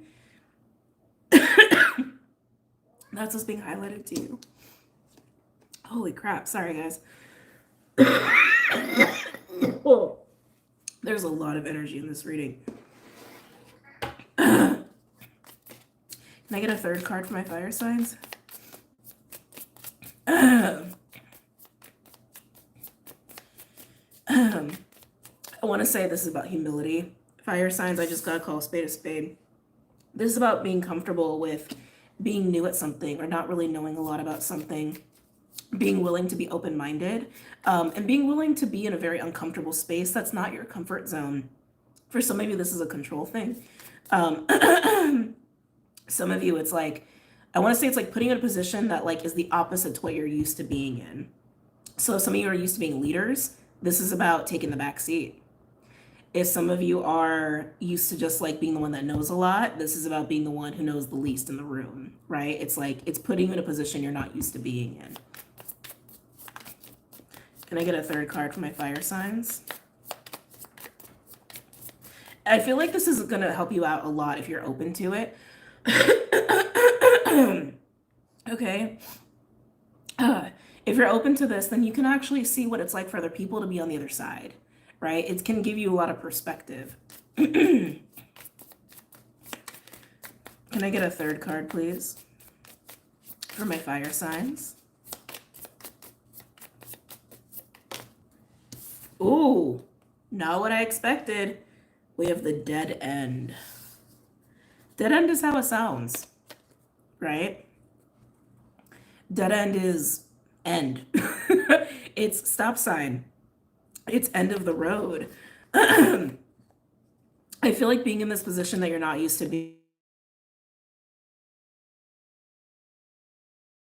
in any, but the dead end, it's like maybe it's going to show you about like something in your life that's probably done or over.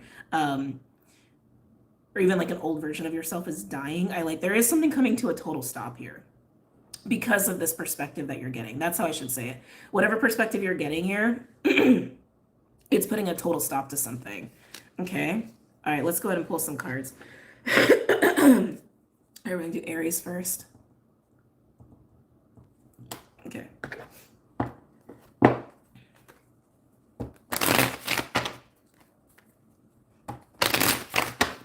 Aries.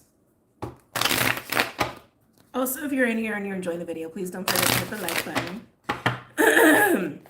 Can I get a card for Aries, please? Oh, that was fast. Ooh, okay, we got a turtle. Some of you guys could be working with your ancestors. Turtle to me is a very like elder kind of an energy. It's also very grounded and it's paced. It's paced. It's interesting because this is the opposite to how you like to operate. And I feel like that's the lesson. I feel like that's what's coming in. I feel like we're just in like a time of a lot of lessons, I guess. This is what you would benefit from doing. And you may be put in a position where you need to go slow. You need to go slower than you're used to going. You need to really go with the flow in a way that you're not used to going. This is a very slow and steady wins the race kind of a vibe. But I keep getting like elder ancestor kind of vibes too. So some of you could be forced to go at the pace of someone who's older than you, and it's teaching you a lot. Some of you are actually taking care of somebody who's maybe older, who like just needs a little extra assistance, and it's teaching you patience. It's teaching you pacing. It's teaching you the wisdom of pacing and patience. Okay, let's go ahead and get some cards out for you guys. Actually, I'm gonna do Rider-Waite for you. Okay. For Aries.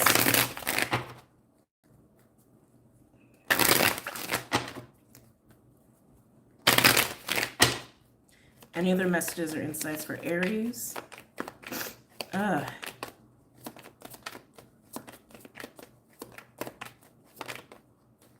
Ooh, King of Cups. Okay, Aries. Okay. King of Cups is Scorpio energy and actually goes really well with the turtle.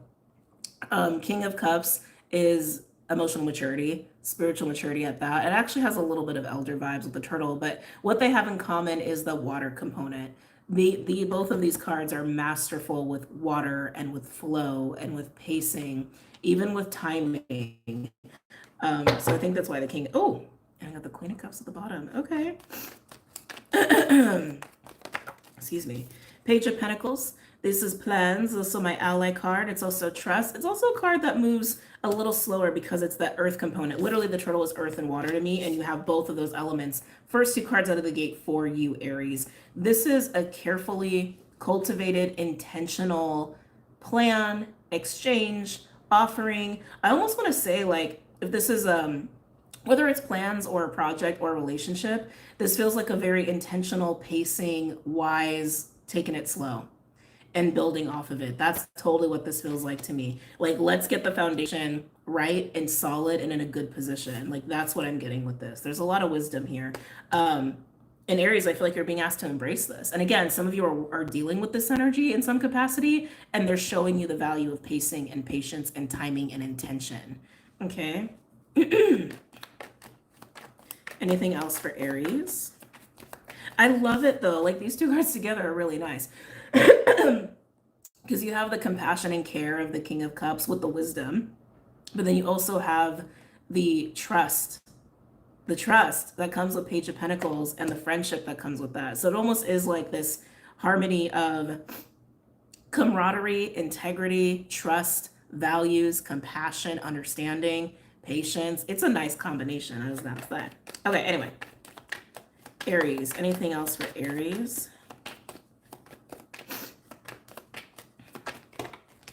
Oh, Aries. This is gonna be nice. This is gonna be nice. This is gonna be really good for you. We have the Knight of Pentacles, which is just a little step up from the page, to the Ten of Cups and the Nine of Pentacles. I'd be shocked if this wasn't a relationship of some kind, that you're just not used to navigating this way. It doesn't have to be romantic. We got a lot of pentacles here, right? So this can absolutely relate to like family or money or work, especially with the Ten of Cups being there with the Nine. But yeah, this is, hey, let's do this right. Intentional, slow, wise, right?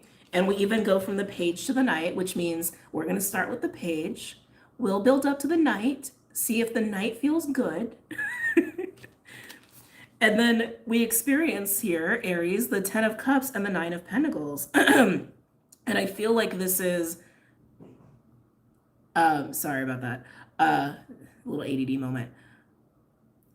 This buildup, this slow buildup is actually like the proper foundation to create the Ten of Cups, like 100%. And also to feel very secure in it, feel very trusting of it, feel very sure of it and sure of yourself. Nine of Pentacles can be an independent energy, but the Ten of Cups is sharing with other people. So again, this can be romantic, it can be family, it can be work, but you're not doing this alone. Either way, you're not doing this alone, and I think someone is showing you the value of this, and I think the King of Cups is showing you the value of this, and if anything, I think you're actually the Nine of Pentacles, okay? So, enjoy. Aries, that was nice. I like that. Okay. Leo. What? Bobby, Mama's working. He's like, meh. He's like, fine. Okay, Leo. See what's going on for my lions here. Oh.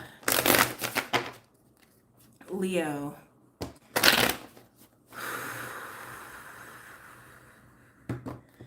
Leo. Any messages or insights for Leo, please? Can I get an energy card for Leo? I feel like you're taking moments of solitude. Like, I have this like vibe with you of like, I'm gonna go sit on a rock. I'm gonna go look at the ocean. I'm gonna able to just sit here quietly for a minute.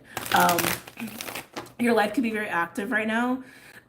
Some of you can be a little sensitive right now, but I feel like you're taking moments, which is good. Take your moments. If you need moments, take your moments. Okay. Leo. Can I get a card for Leo, please? What's going on for my lions? What's going on for Leo? Ooh. Ooh. Dragon on the bottom, and you have hawk. So Spirit is definitely guiding you. Spirit's definitely guiding you. And I think this is why you're taking moments, because I think you even just intuitively know, I need to sit and I need to listen right now. I need to sit and I need to be within myself. I need to be able to see. I need to be able to navigate. I need to be able to listen. I need to be able to follow my compass. That's what's going on for you. You need to be able to follow your compass, which makes sense, because if you're in a situation you're not used to being in, or being in a role that you're not used to playing, it can be a little daunting, right? It can be a little confusing. So let's get some cards out here for my Leos.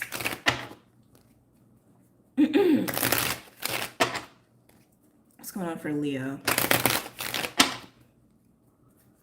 Any messages or insights for Leo? I keep wanting to breathe a lot with you, Leo. I just feel like, yeah, like your system feels a little overwhelmed. Like a little overly stressed, overstimulated, doing a little too much. Like I just keep feeling like I need to vent energy, being in your energy. So just make sure you're not burning yourself out, or you're not overdoing it right now, especially with like this need to pay attention to your compass. Hold on a second.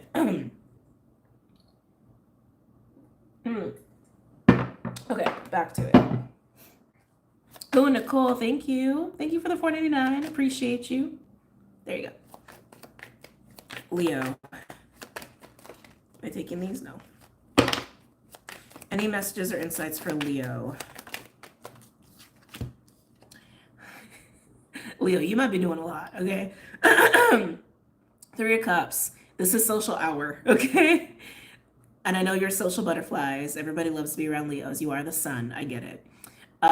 Three of Cups is party time, social time, interacting a lot with other people, but it's usually in the realm of like play, okay? I feel like you're kind of enveloped by the Three of Cups right now, which I think is also why it's that feeling of like doing a lot or even being overstimulated. Ooh, it's getting to you. It's getting to you. We have the Seven of Wands with the Three of Cups. So yeah, Leo, be aware of just giving too much to people. Be aware of why people even want to be around you. Because I just feel like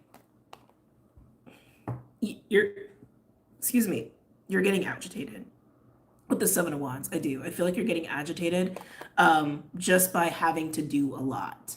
That's honestly what I'm feeling like. And that happens, right? When we're overdoing or we're like over socializing, even if you're like extrovert, introvert, at a certain point, you start to get a little prickly just because it's like it's going in the extreme end of an experience, right? And that's honestly what I'm getting. Some of you could start to feel not quite right about certain people. We're on fire. Some of you could start to feel kind of like not right about certain people that you're around or certain people that want your energy. Pay attention to that. Pay attention to that. Body don't lie. Your body tells you everything you need to know, right? Seven of Wands is also Mars Leo energy, which is where Mars is right now. And that's going to be coming out a lot for people. Mars goes retrograde on December 6th. Mercury goes retrograde on the 25th of November. So keep that in mind too. But yeah, Leo, I'm just pay attention to how you're feeling. Because feelings in the body do not lie. You may be realizing that certain people that you're around, you don't need to be around. And even Spirit's like, hey, we're trying to guide you. We're trying to help you. We're trying to get you to see something. Okay. Anything else for my Leos? Interesting. The Four of Wands. And it landed here. Leos, I keep getting the feeling like you are involved in something socially. It feels very like friends. It doesn't feel like family. It could even be like a romantic relationship, but I feel like it's more than one person. It could even be a relationship and the people that come with that relationship. Like, you know, when you get with someone, you meet their friends and you kind of like You don't have to adopt their friends, but you have to get to know them, right? You have to be exposed to them. Some of you, it's almost like that, like energy's attached to someone that you spend a lot of time with. It just has a crunchy funkiness to it, Leo, that I don't even like. It's making me uncomfortable and it's making you uncomfortable. The 7 of Wands and the 4 of Wands, there's a 3 of Wands energy there, which is about looking to the future, looking into other horizons. I feel like you want to turn away from whatever this is. Um, I don't know why you're not, but yeah, I feel like you want to turn away from whatever this is. What else for my Leos?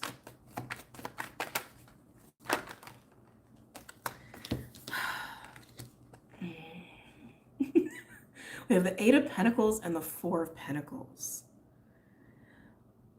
This is kind of weird, Leo. I was getting that some of you are taking time as you need to, which is good. If you're taking time in this manner, this feels a little funky to me. This feels a little evasive, to be honest. This feels like throwing oneself into busy work or into other busy things because it makes you feel secure. It makes you feel in control. But I don't think that's helping you. If anything, I think it might be adding to your overwhelm or your stress or your overstimulation. Like it literally feels like social obligations. And for some of you, because you're in a certain relationship or a certain dynamic and it comes with other people that you didn't want anything to do with. It's kind of how that feels to me. And then you're like, I'm just going to go over here when I need to take time. And it feels so irritated. It does. But this kind of time is also busy. And it makes you feel in control, which makes sense, right? Like if we give ourselves tasks and we do the tasks, we're in control, right? Even if it's just as simple as that. Leos, I just really want to recommend that you actually take some like reflection time to be like, oh, okay, my compass is telling me to do this because this feels like coping. This is a coping mechanism. This doesn't feel healthy totally to me. And you definitely don't like any of that. Okay? So pay attention to your compass. Even Clyde agrees. He's like, yep. Yes, yes. All right, Sag. What, buddy? What? Do you want to get held again? You have food. I know it's not a food thing. Okay, Sagittarius. Any messages or insights for Sag?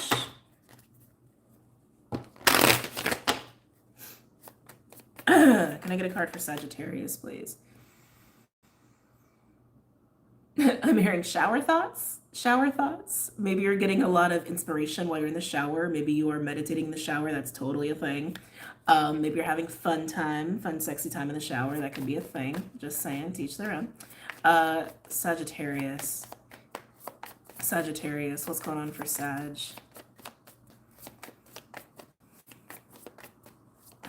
I also have this feeling too. Like some households that are like really crowded, some people like take up space in the bathroom because it's like the only privacy. So you guys might be doing that.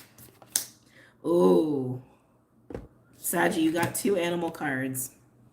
You have Tarantula and the Dragon. So Dragon kind of peaked out in Leo. So there could be something going on with you in Leo. You could have Leo in your chart, not necessarily, but again, Mars is in Leo. So we might all feel that Leo reading to some extent.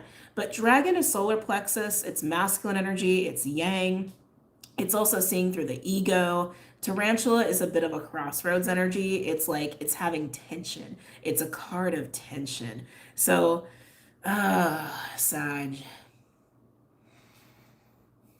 I think you know exactly how to deal with this. I think you actually just don't want to make the choice that you know you need to make. I keep getting something about the shower. It's like really strange. Why do I keep getting shower with you, Sag?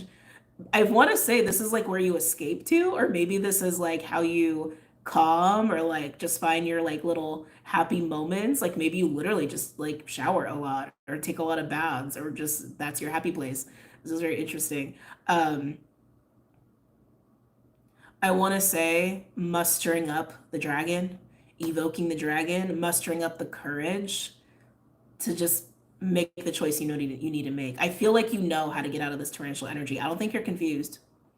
I don't think you're confused at all. Sometimes tarantula can be like, I want to go left and I want to go right. I don't know what to do. I feel like you actually know what direction you want. I feel like you know what choice you want. But it's about having the bravery, the courage to do it. Interesting. Okay. Any other messages or insights for Sag?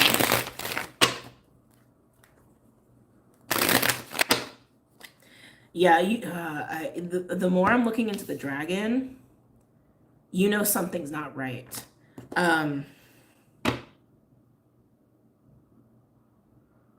You can't help but see something.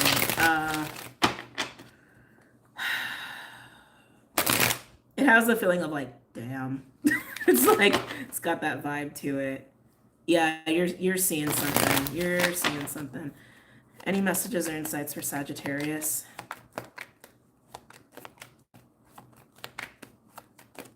Can't get out of the bathroom with you.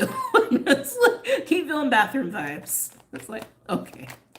Sag is in the bathroom a lot. Not in a gross way, just like in a, literally, that is my happy space. I get it. I am a bath girl all day. If I live somewhere where there's a bathtub, I take a bath almost every day. Can't even lie. So I get it. Sag. Yeah. Oh, first card. You're seeing something. And look. And you know something. And look. Oh, shit. It's like, it's so clear. Oh, Sag, it's so clear. You see something, you know something. Oh, dang. Ten of Swords. Ten of Swords can be pain, discomfort, torture. It also can indicate endings. And with the tarantula being here, that card of tension and crossroads especially, I feel like it's more about like, now that you're aware of something or you know something, an option is going away. Like two of wands, for example, is the crossroads card. You can go left, you can go right, and you're realizing, oh no, that path is actually closed. Like it's on fire, it's collapsed, it doesn't exist anymore, right? And so you can only go left, you can only go the other direction. But I think you've been under the notion that there has been an alternate, and you're realizing, shit, there's no alternate. There is no alternate. It's this way, and that's it. Wow, I can't believe how clear that is. Okay. Oh, the Fool though. Sometimes that's like, it's nice when we have those realizations when we're like, I know sometimes it doesn't feel good immediately of like, shit, I thought I had more options than this. I have to do this. But then at the same time, it's like, it's kind of made for you, right? And you're like, oh, well, if this is the path, let's go. It's like, you know what I mean? It kind of has a little bit of that vibe. So oh, beautiful, Sag, Ten of Cups. Yeah. This is making you feel some kind of way, but it's fleeting. And also being Sag, you have that Jupiter kind of vibe. You guys tend to be very optimistic, right? So even if you're having a moment, it's still, you'll eventually like come back to the optimism. And that's what I'm feeling here. It's almost like if we have the Two of Wands, like one direction is this and the other is this. So it's like, it's just obvious. Ten of Swords or Ten of Cups. It's just obvious. Which like when you just see this and then you know it, it's like, damn, but oh. It's very Sag. Very, very Sag. I don't think we need to clarify this, so I'm kind of curious. Can I get a card for the Page of Swords?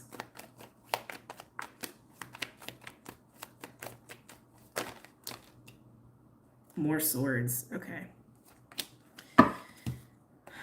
What are you seeing? Oh my God. Swords for days. Are you an air sign? What's going on? We have Ace of Pentacles, Eight of Swords, Knight of Swords, Five of Swords, and the Hanged Man. So this is just like witnessing. This is before it really sinks in. This is more about what you're witnessing. You're witnessing a path that you thought has been there, right? That you're pretty sure is there. Some kind of path of some sort. Some of you, it's a financial path, like a job opportunity, for example. Ace of Pentacles is all about stability and like very tangible. So it's like money, it's household, it's jobs, it's even like health, like things like that. Very tangible pathways. So you're witnessing that. But then you hit this. But then you hit this. You like it's like fear, which is interesting. Looking at that path freaks you out, is what I'm gathering. Looking at that path makes you feel uncomfortable, brings up anxiety. You're like, what is over there? We have Gemini coming out here with the Knight of Swords as well. Knight of Swords tends to be like interaction with other people. I don't know if that's actually happening here. I feel like if anything, it's almost like it's this piece of you that like wants to talk about it is kind of what I'm gathering. And with the Five of Swords, it's really showing like your level of discomfort with this. And I almost want to say agita. The Five of Swords and the Eight of Swords, there's a Three of Swords here. So yeah, looking at this path that you thought has been there brings up fear, brings up anxiety, brings up tension, brings up pain a little bit for some of you. And it's like, excuse me, I was going to say it. It's like, it wants to come out of your body. Excuse me. It wants to come out. And I think this is just helping you to realize, Hangman, that while you have known this path has been there, that you actually don't want it anyway. It's kind of what's coming through. Like you actually don't want it anyway. There's too much wrapped up in this that I think makes you way too uncomfortable. And brings up a lot and just, I want to say almost would put you in a bad position, even like maybe even like with your mental health. Almost feels like you think you'd have to defend yourself a lot or be on guard a lot with whatever this is.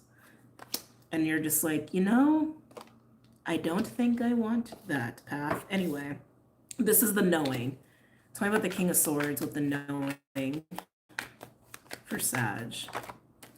Emperor. Yeah, you're taking your power back in this, which is great. And that's like part of it. When you like realize, oh, I feel fear about this, or I feel not good about this, when you just like say it out loud or you just acknowledge it, a lot of times you can find peace with it very quickly, especially being Sag with all that Jupiter energy. And this knowing puts this knowing of choice that just because something is there doesn't mean you have to take it, right? I feel like that really empowers you. Like it's closed off innately just because you don't want it. Tell me more about the King of Swords.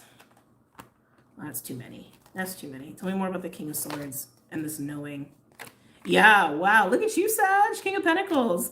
I keep getting this as like a financial path, opportunity, option, like work, finances, housing. I keep getting that. Some of you, it's about patriarchal archetypes, like masculine archetypes or fatherly archetypes or boss-like archetypes. But I feel like you're really just taking your power back in this situation for yourself. And it really just comes down to, I don't actually want that. And that's okay. And the other path is way happier for you anyway. Okay. All right. Moving on. Meow. I love when he talks like that. All right. Air or water? Hold on. Clyde, come here. Come here. Come on. Over here. Come here. I got you. Oh. Oh. He just needs a little more cuddles, I think. I know, he's such a baby. He is such a baby. Wow, literally this is just what you wanted. Why you been so cuddly lately? Not that I'm mad at it. You done? Okay. He just needs his like minute and then he's done. Okay. Air or water? Air or water? Ooh, we're going air. So water's going last today. Always makes me nervous. Let's see. Air signs. Starting with the pocket archetype. Oh, Christian, thank you. I know, he's so cute.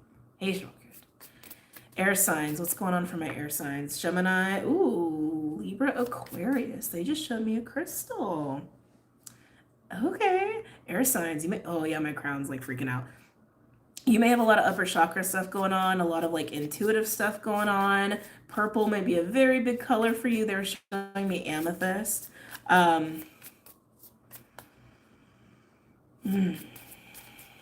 Also found a lot of music. I think sound bathing might be really good for you guys right now. What's going on for my air signs? Gemini, Libra, Aquarius. Gemini, Libra, Aquarius. Gemini, Libra, Aquarius. I am hearing the word elation. That's nice. We like that. Elation. Gemini, Libra, Aquarius. Gemini, Libra, Aquarius. Gemini, Libra, Aquarius.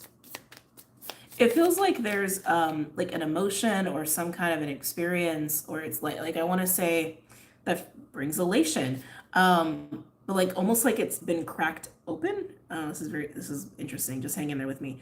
Yeah, like elation, joy, happiness. There's also like a childlike energy here too of like play that you've been able to experience that you haven't experienced in a long time. Or it's just like you're able to like feel it again in a way you haven't felt in a long time. Ooh. Uh-huh. We like this, air signs. We have the flame. The flame is how it sounds. It is the sacred flame. It is life force. It is vitality. It is passion. It's inspiration. It's a sense of purpose. I feel like you're just feeling really lit. You're feeling really lit. Flame. You're feeling really lit right now in a really good way. Anything else from my air signs? Gemini, Libra, Aquarius. I keep getting purples, like lots and lots of purples. A lot of you are seeing the beauty a lot easier in life, in yourself. Ooh, air signs. Can I drink whatever you're drinking? Maybe even in other people. You're just seeing more of it in with much more ease. Can I get another card for air signs, please? Shit ton of birds just flew by, like major flock just flew by. The shaman coming out with the flame. So the shaman, I feel like, is here just to really say, like, kind of what I was getting before. It's like, it's like this has been resurrected for you. Like, you haven't experienced it in a while, you haven't had it in a while, and it's just like, poof, like, it's very present now. It's very present. It's very tangible. Yeah, and it feels really good. But I feel like it's literally like this experience of joy or elation or bliss or even like your inner child, your ability to experience play, maybe even your ability to experience hope has been deeply buried. And now it's out. Now it's out to have fun and experience with. We have the prayer on the bottom. I'm gonna get one final card for my air signs. One final card, please, for my air signs. For Gemini, Libra, Aquarius. The animal. So I keep feeling this energy as very play and like lighthearted. The cards indicate a much more passionate, primal, sexy, juicy, sensual kind of an energy, creative energy for sure. I keep feeling like play is what I keep feeling with you. Oh, Alejandra, thank you so much for doing all that. That's what I keep feeling. The cards are saying it's much more sexual and passionate and primal than that. But it is play, and it's been resurrected. Okay. All right, let's go ahead and get into the actual signs here. Let's do Gemini. Okay.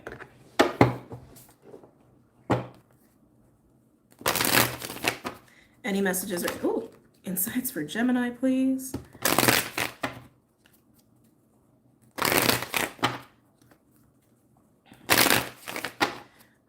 Gemini, you're already making my head hurt. You may have some scattered thoughts, more than usual, is what I want to say. More than usual. Distracting thoughts. I feel like you're distracted. Gemini.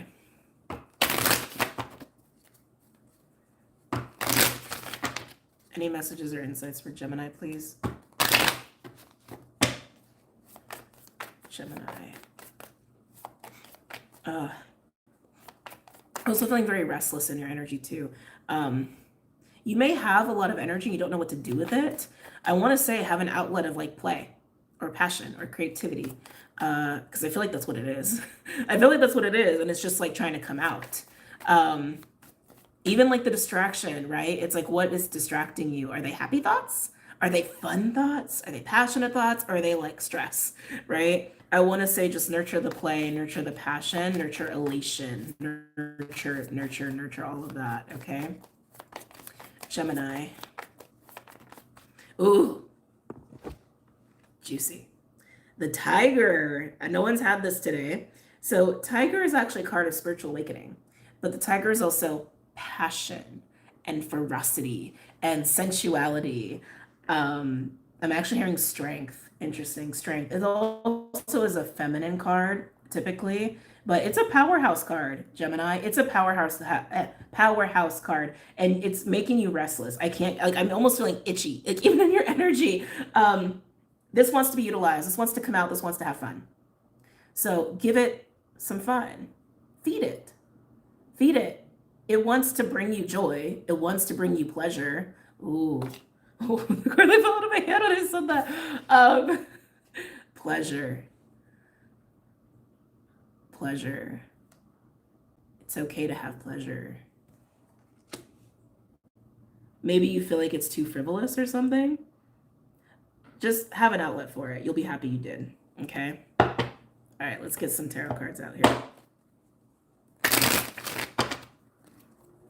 Yeah, this is pleasure. Any messages or insights for Gemini? Do a couple more shuffles.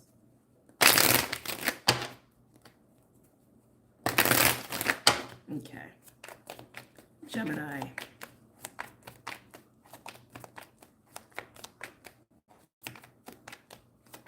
They're really highlighting the hunting instinct of the tiger, which I think is kind of interesting. And strength. Hunting and strength. Hunting and strength. Again, I think you know, like, what the outlet should be for this for you, whatever that may be. But I keep getting it is to experience pleasure, and it is to like satiate that and just be in that. But you got to allow yourself to. And that hunting instinct, I think, is just going for it, honestly.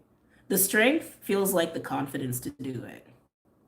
Maybe you've like really held yourself back from these kinds of experiences. Maybe you've held yourself back from just pleasure in general, which I would find shocking for a Gemini, personally. I find most of them don't hold back at all for anything or anyone. Can't speak for all Geminis, but that's a very Geminian trait from my life experience. But yeah, that's kind of what I'm getting with you. Any messages or insights for Gemini?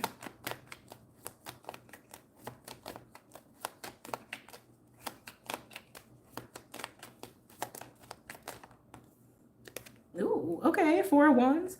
Four of Wands can be a portal card sometimes, but to me it's a card of stability, foundations, celebrations, enjoying life in a way that is very sustainable with other people. It's also why it's like the party card, right? But it also speaks of portals.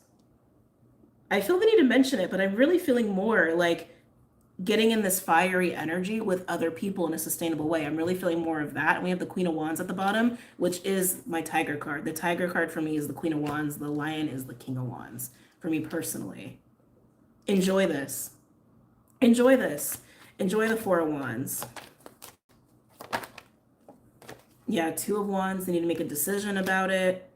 What's to decide? Gemini, what's to decide? There's pleasure awaiting. What's to decide? I'm starting to get hot, actually. That's weird. I'm in a very cold place. So like the fact that I just got really hot, I'm like, what the hell is going on? I think that's your energy, not mine. Whew. Anything else for Gemini? Gemini. Go have fun. Go have the pleasure, whatever that is for you.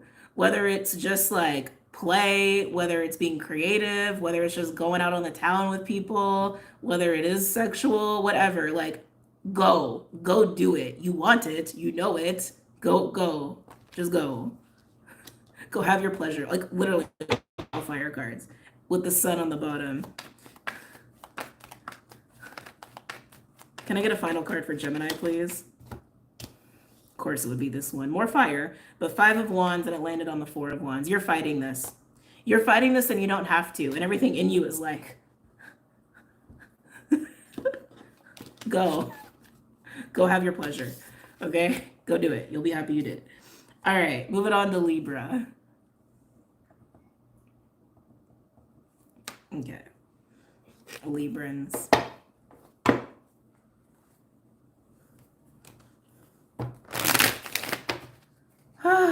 Libra,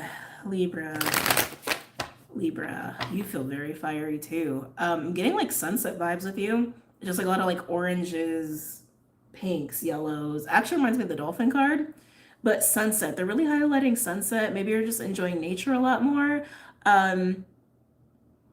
You could be moving into more of a calm right now in your life. We are like in Sag season now, so it's like your solar return energy has really waned, right? Libra. Yeah, I feel like your fire is coming down. That's interesting. Libra. Any messages or insights for Libra? Can I get a card for Libra? Yeah, you're like, you're coming down. So we have Zebra. It's interesting because Zebra actually sometimes feels a little bit like a party card, and maybe you have been doing a lot of that. But Zebra is the authentic self. It's the authentic I, and being your eccentric, freaky flag self and being very comfortable with it. And maybe that's what this is. You're finding a calm with being like this, with being all of who you are, but in a way where it's like you've really grown accustomed to being this way. You've grown accustomed to being just your unbridled self. But the calming to me feels like maybe you went through some sort of rebirth, or some sort of like surge excitement. Like maybe you were out a lot, maybe you were partying a lot, maybe you were very like social, and now you're just like you're coming down off of it. But I also feel like you're much more grounded and solid and much more familiar now with being the Zebra yourself. Okay. It definitely has this vibe like you're sitting on the beach watching the sunset. Like that's the vibe I'm getting with you. Let's get some tarot cards out here. Do a timestamp? Okay. Just wanted to make sure. Y'all know me, I forget sometimes. Libra. Interesting. So a card from another deck flew off as I shuffled. The Creator. Off of the Archetypes deck. Interesting. You could be creating right now. I just feel like you're in this moment of calm, this moment of pause, this moment of respite. Like, and maybe it's just in between very active phases or active cycles for you.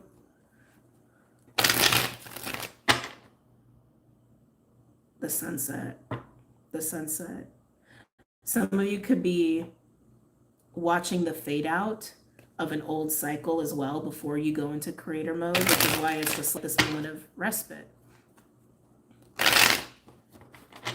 Libra. I'm getting strong Leo with you.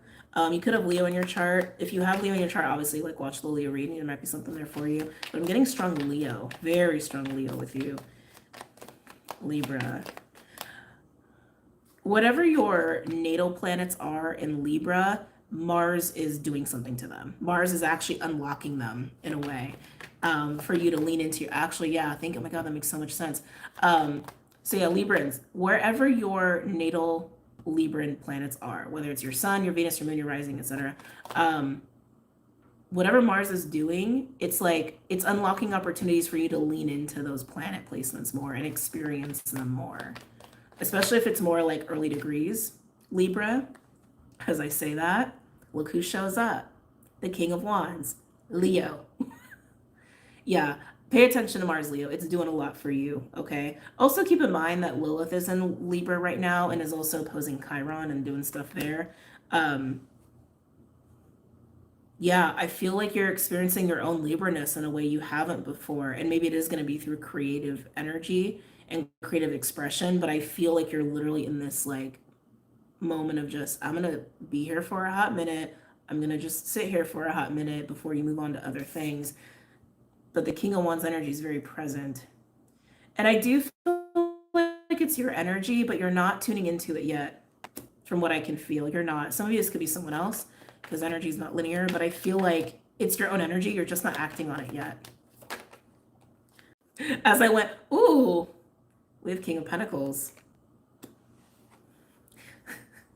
Libras. So Libras, we all know people love your Venusian energy. And sometimes you have multiple lovers going on. Sometimes you have multiple interests. Some of you, that's absolutely the case, okay? But I keep feeling like this is your energy. You're just not tuning into it yet. But yes, absolutely, some of you may have a couple people kind of waiting for you to get off the beach, essentially. So hang in there with the metaphor.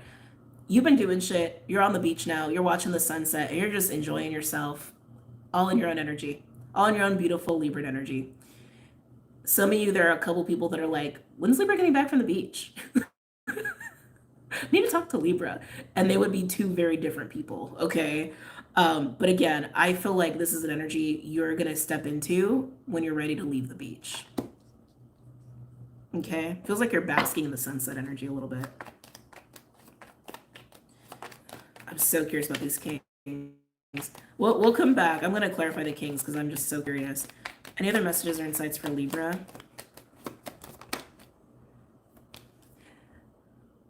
Look at you, Libra, Queen of Swords.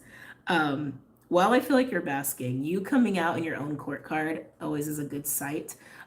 You're being very aware and discerning right now. You're on top of things. You're on top of things is what I'm gathering. You know what you're doing is also what I'm hearing. You know what you're doing. You know that you need to enjoy the beach right now and enjoy the sunset. You know it, so you're doing it. You also know there's a time and a place for these energies, whether they're people you're dealing with or your own energy that you're going to step into at a certain point. It's all in the timing. I feel like you're in like control. I feel like you're in a very like empowered position with this awareness and inner knowing that you're utilizing. Yeah.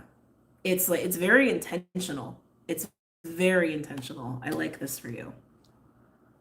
All right, I'm gonna get into clarifying some of this a little bit more. I'm gonna get a clarification on the Queen of Swords. Let's see what else you know. Let's see what else you're aware of while you're sitting on the beach, metaphorically. Oh, I should have called it. So for those who are new, people who've been with me, you already know, the Queen of Swords to me is the minor arcana to the major High Priestess because she is air and she is water. She is the epitome of logical, tangible, factual truth and etherical, emotional, intuitive truth, which is the High Priestess. And both of them are able to embody both and utilize both accordingly. And like I said, it's like, you know what you're doing. Whether you want to call it self-care, whether you want to call it whatever, you're doing what you know you need to do. It's very methodical. It's very methodical. Yeah. Let's get a card for the King of Wands. Oh. Okay, Libra. These are people. I had a feeling, but I'm like, I could also see that like you're ebbing and flowing between masculine and feminine polarities. I do think that's probably very true for some of you. But what just came out for the King of Wands? Knight of Swords and the King of Cups. These are definitely people in your external reality. And you being in the Queen of Swords and the High Priestess is also a very solitude kind of a space to be in. It's also usually somebody that doesn't talk a lot or is not having a lot of engagement. And it's very much the epitome of, I'm going to go sit on the beach by myself and be with my own energy. Thank you, right? You know what you're doing. And you're looking at this King of Wands who's attached to the Knight of Swords and the King of Cups. So it landed like this. Whoever this is in your life, Libra, they feel a lot. They got a lot of water, they got a lot of fire, and they're not afraid to communicate from those places. But I would say this individual or this kind of energy, how do I want to say this? Very confident, very confident, very confident. I don't think patience is their strong suit though. I don't think it's their strong suit. I almost want to say they actually they may be like an air sign or have like air in their chart. Like the Knight of Swords is really screaming like very communicative. Almost like the King of Cups is like a very backseat energy for this person. Like this is not like this is always there, but it's way in the back. Almost like they present themselves this way. I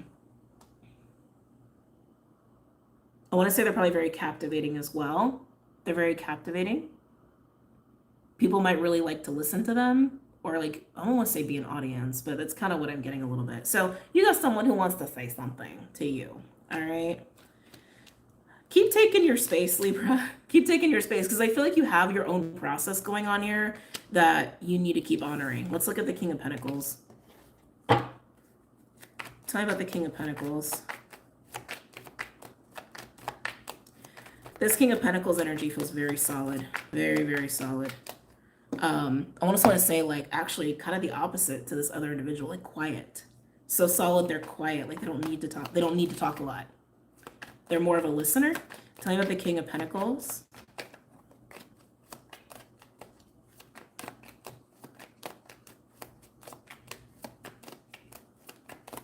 Tell me about the King of Pentacles for Libra.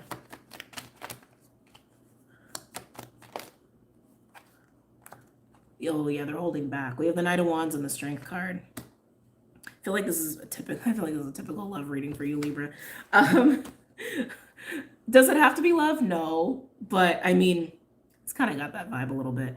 King of Pentacles with the Knight of Wands and the Strength card. They're holding back their fire, is what they're doing. And I feel like this person is actually very patient, whoever this person is. I just keep getting quiet though. I keep getting very, very quiet.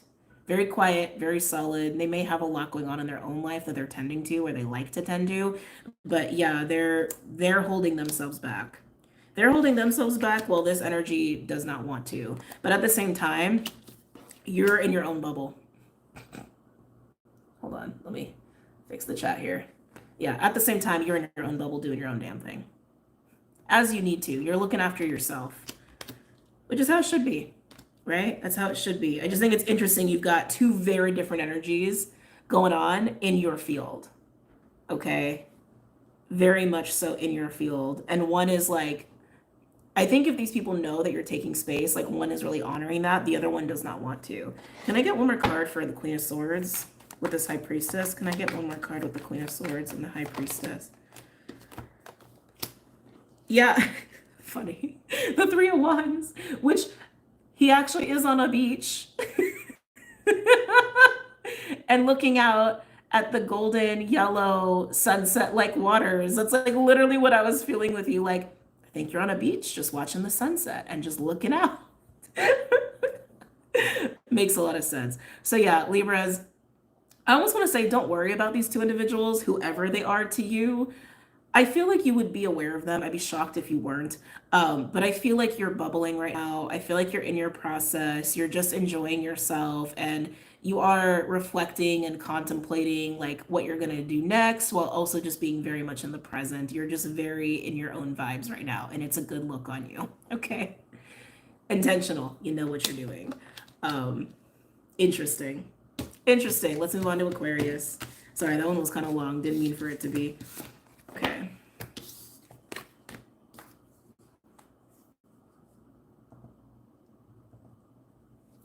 Aqua. Let's see what's going on for my Aquas.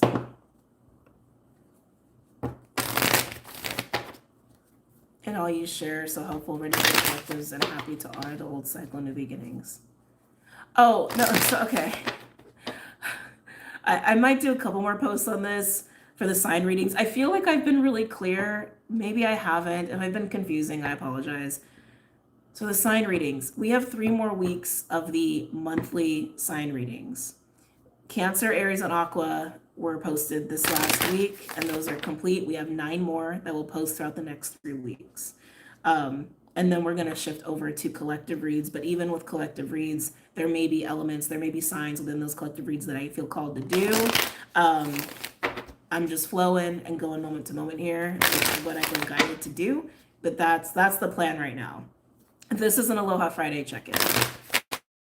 So I hope that's cleared things up. Okay, Aquarius. Can I get a card for Aquarius, please?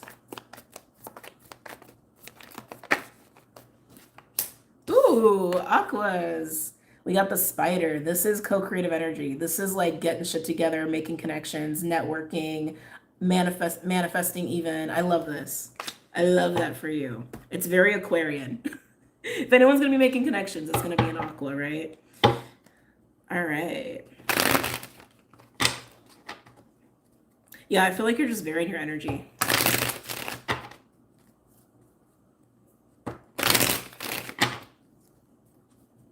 Aquarius. Any messages or insights for Aquarius, please?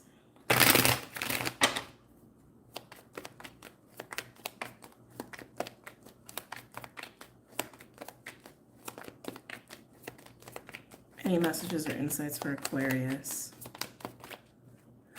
Oh, Aqua. Oh, yummy. Knight of Swords, the Sun, and the Star. I love this for you. I feel like you are totally just seizing the moment, is how this feels to me with the Knight of Swords and the Sun. And you just feel like, actually, it's very similar to Libra. You know what you're doing. Well, Libra's like was taking space. You're very much the opposite. You're like, no, I'm in it. I'm in it. I'm making stuff happen. I'm putting shit together. I'm seizing the moment. That's what I keep getting with you. You're seizing the moment.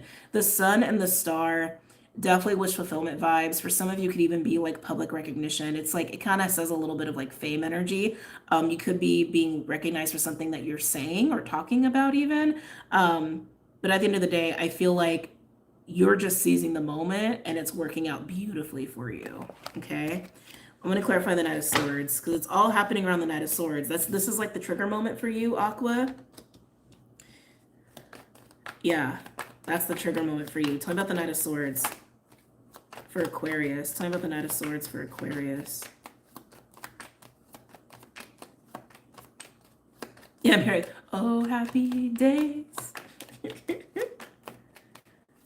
You guys know me, like I don't fluff readings, right? But when it's this good, it's like, yeah, that's pretty awesome. Tell me about the Knight of Swords for Aqua. Yeah, I feel like something's just coming together seamlessly, but you're seizing the moment to make it happen.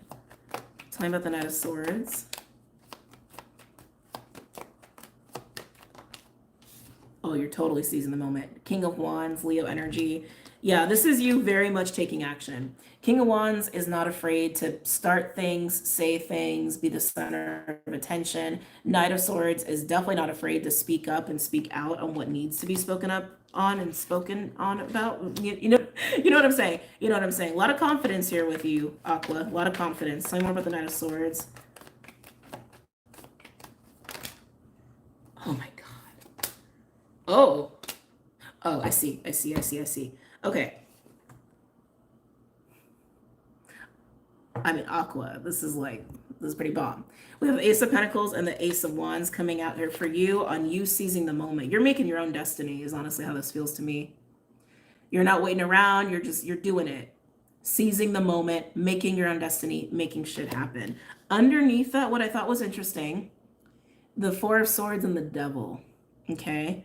I feel like this is coming after a period of taking some time for yourself. All right. If you have any Libra in your chart, maybe you're going from like that Libra reading to this, to like action with clarity, mind you, with clarity of what you're capable of, clarity of your own desires, what it is you really want. I'm getting it's more about your desires and what you want, which would make sense that the wand is here and that the King of Wands is holding the wand. You have a grip and a clarity on what your own desires and passions are. And you are very much bringing that into reality for yourself, with yourself, and you're doing it through the Knight of Swords. Aqua. That's very nice. I don't even think you need me to like read any more of this. It's like, it's all falling into place because you're just making shit happen. And you've done the work to recognize exactly what you want and how to do it. And you're just doing it. You're seizing the moment. You're seizing the day. Very nice. I love it. Very clear cut, very dry. Okay, last but not least, water. As I drink some more water.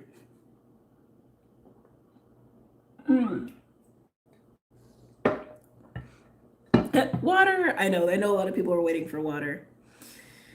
Whew, whew. Oh, hold on.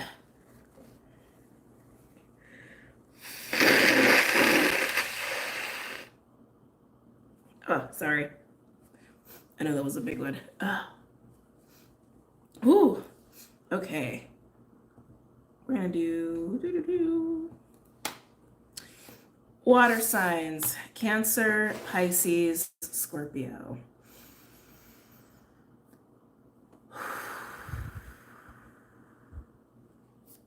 Water signs, water signs. What's going on for my water signs? Cancer, Pisces, Scorpio, starting with the Pocket Archetype deck. Water signs. I feel like you're actually in the earthy element. Trying to be. That's what I'm getting. Trying to be. Maybe you're trying to ground. Am I taking these? Yes. Oh. I just got dizzy. Some of you could be feeling overwhelmed or a little scattered. We have the Bardo. This is actually kind of a portal card. It's about the in-betweens and moving through portals, essentially. Even ports, something about ports. Maybe you're getting something shipped to you from another country, something about ports. And then we have the river. The river came out for Earth, actually, and so I was like, you're getting into earthy element, and they also had the river. And then we have dead end. I forget the other element that had dead end. I think it was fire. I think fire had dead end. Water signs. Okay. You have to move through the Bardo. That's what I'm getting. Like, literally, you can't go this way, you must go this way. Very similar to Sag. Could have Sag in your chart, but we do have the new moon Sag coming up, and we are now in Sag season, so that's very collective. But that's what I'm getting with you. I'm getting like a dizziness, a little bit of a scatteredness. I feel like you're trying to like ground a lot, like you're trying to work with like the earthy element a lot. But I'm feeling like you're being pushed. Some of you may feel like you're being ejected out of a situation or a relationship, etc. But yeah, it's like this just feels like it's slowly going like boop, boop, boop, boop, boop, boop, boop to get you to go here. And remember, the Bardo, like I said, it's about the in-betweens. It is a transition card. It is about portals, moving from one thing to the next. I keep hearing ports like over and over and over. I might get a fourth card for you. I'm getting really, really strong third eye energy. I'm actually getting a headache here. I feel like you're resistant to this. Why are you resistant? Why are you resistant? Can I get a fourth card, please, from my water signs? Why are you resistant? It does feel like it's just about going through some change. But yeah, I almost feel like it's not that you're fighting it. It's like instead of, like, for example, we know with the river being here, instead of like walking through the river, you're just sitting on the ground. Like, that's kind of what I'm gathering. Like, you're looking over there and you're like, I know I gotta get over there. But you're like, I'm just gonna sit here instead. Whoa, whoa, whoa, whoa. Yeah, the warrior. Water signs, it's time to muster up some, I almost want to say bravado. That's an interesting word to come through. Some courage, some fearlessness, some fire, some motivation. I almost want to say motivation, some like energy. You gotta like almost like get your batteries going, get your engine revving here with the warrior card. This feels like a push. This feels like this is a hard push for you for some reason. There's something about the Bardo of what it's representing for you where you're like, I don't think I have it in me. I don't think I can do that. I don't know if I could totally do. I think you can. I think you're telling yourself you can't, but I think you can. I think you absolutely can, but you're telling yourself you can't. You got to muster up that warrior energy. It's a fearlessness. Warrior is a fearlessness card. It's like, which doesn't mean like to not be afraid. It just means to be brave. Be brave even though you feel like you can't totally do it. Be brave and believe in yourself that you can, whatever this transition, this change, this shift, this point A to point B, whatever this is for you. You have to. I don't want to say you have to, but you kind of have to. It also has that vibe of like water sign. If we don't, like like this won't be here anymore is almost how that feels too. I'm trying to give a better example. Like the ground you're sitting on won't be there. So you do need to move. Like it has that feeling too. Not to like scare you guys. I'm not trying to like fear monger or anything. But yeah, it's very much like go, go. And you're like, I can't. I can't do it. All right. Cancer. That was 3, right? Yeah. 35. Okay. I'm actually doing this a lot faster than I thought. Okay. Cancer. Can I get an animal card for Cancer, please? The third eye is like going crazy with you guys with water signs. Just pay attention to that. Just be aware. Just be aware. There may be some help and assistance that's trying to come through, like spiritually, with all of that. Okay. Can I get a card for Cancer? Oh, Cancer.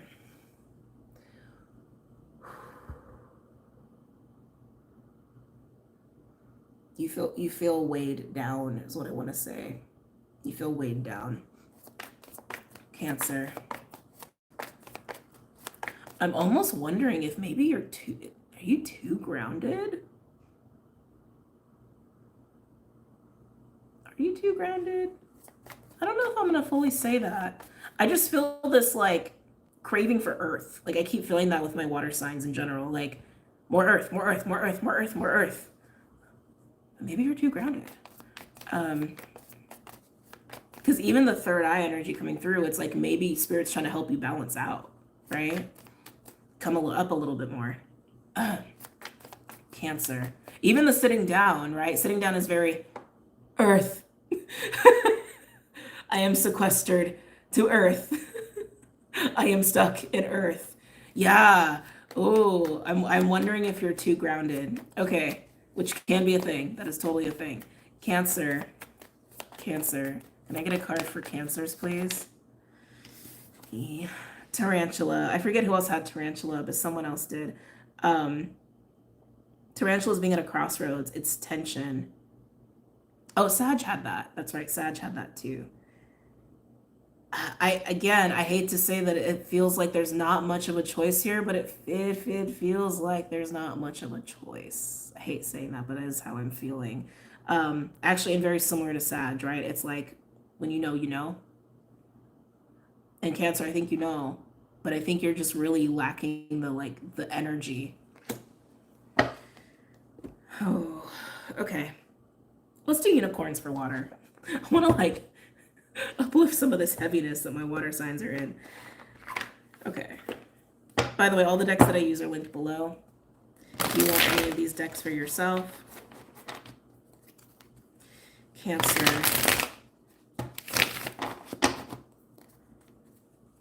Cancer. Any messages or insights for my Cancers? I'm getting really nauseous in your energy too, Cancer. Just want to share. You could be having something going on with your solar plexus, which is also like confidence, self-esteem, self-worth, fear as well, and anxiety. Oh, man.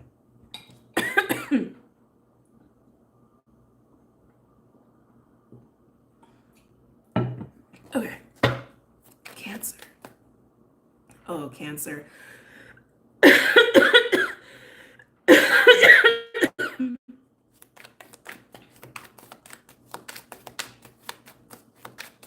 Oh.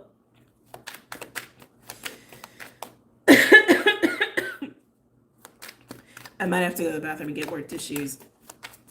Actually, I'm gonna go ahead and do that. Hold on. I'm gonna go ahead and do that. Sorry, guys. I'll be right back. It might only be a couple minutes. I'll be back.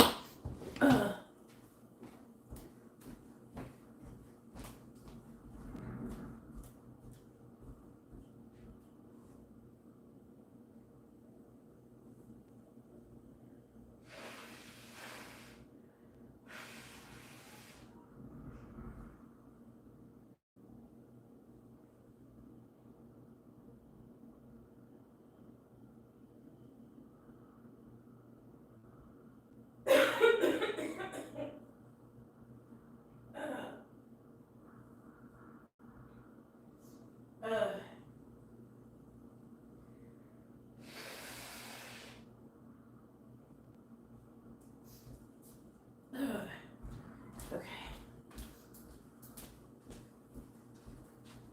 All right. Sorry, guys.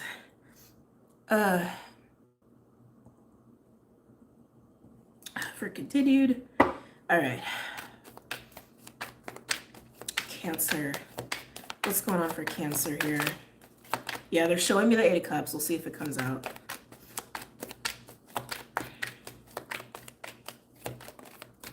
For Cancer. Okay. Three of Pentacles. Rock and Robin, thank you. Thank you. Appreciate you. Three of Pentacles. I want to say, like, I was kind of getting that vibe, but I was like, maybe that's just what you're hoping for. There's help here. There's some kind of assistance. And at first when I felt that, I was like, maybe you just want there to be assistance. Maybe you just want there to be help. But the Three of Pentacles, yeah, I don't think you're actually in this alone. Do you know that, though? Do you know that? I don't know if you really know that.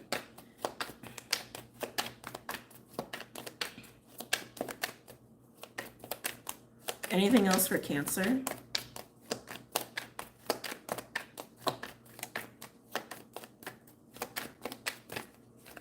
Ten of Cups. Cancer, I get that you're like, I get it, but one, I think you're going to get to the other side. I think that you're going to move through the bardo. I think that it actually is going to work out beautifully if you just if you just work through your fear, honestly. Three of Pentacles and the Ten of Cups. You can build the Ten of Cups with other people. It's right there. But do you know it? Can I get a card for the Three of Pentacles? Does Cancer know that that's available to them? Does Cancer know the Three of Pentacles is right there? Ooh. Yeah, maybe you don't. We have Death and the Three of Cups. I keep getting this feeling like you don't believe in the Three of Pentacles, like you don't think it's actually there. And Death and the Three of Cups tells me that you are going through some sort of change and shift with your people in your life. And maybe that's why you don't realize it's there. Maybe you don't think you actually have the support. Maybe you don't actually think you have the allies. Maybe you don't think you actually have community or assistance or aid, but you do. Tell me about the Death card.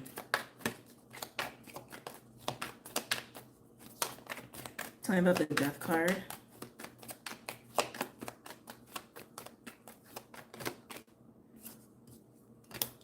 Yeah, Nine of Swords. Nine of Swords. Yeah, I don't think you realize this.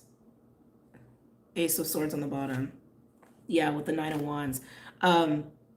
Cancer, I just gotta be honest, right?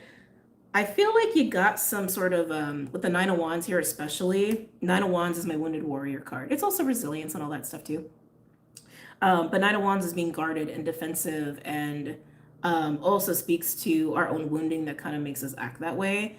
I feel like you're actually not able to really fully believe or see that there is help here, that you're not alone in this because of your own beliefs. Like you just can't see it. It's underneath the Nine of Wands. Yeah, the Fool.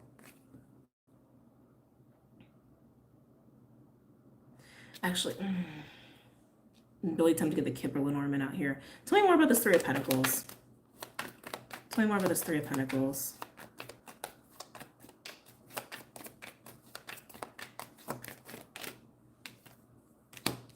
And there's the Eight of Cups, which I already saw for you already. Queen of Wands and the Eight of Cups. The 8 always goes to the 10.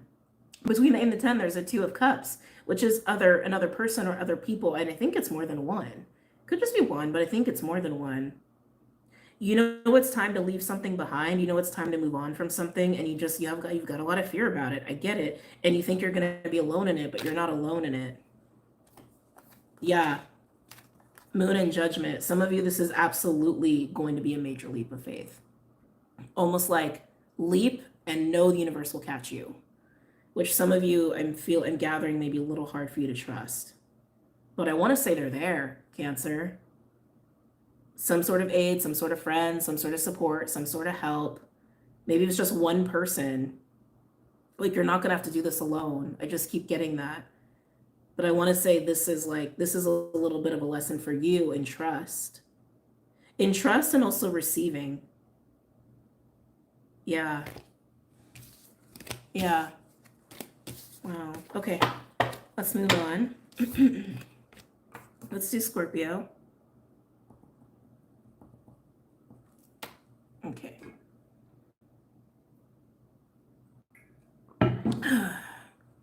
Scorpio. Hey, Scorps. Hope you enjoyed your birthday season. I need to repopulate my life. I know that feeling. Gone through that feeling many a time. Okay, Scorpio, Scorpio, Scorpio. What's going on for you, Scorpio? I feel like you're in the Four of Cups. But you could just be contemplating. Sometimes it's also a card of denial and ignoring certain things. Getting a little too focused on the past could absolutely be that. But I feel like you're in the Four of Cups energy. Can I get a card for Scorpio, please?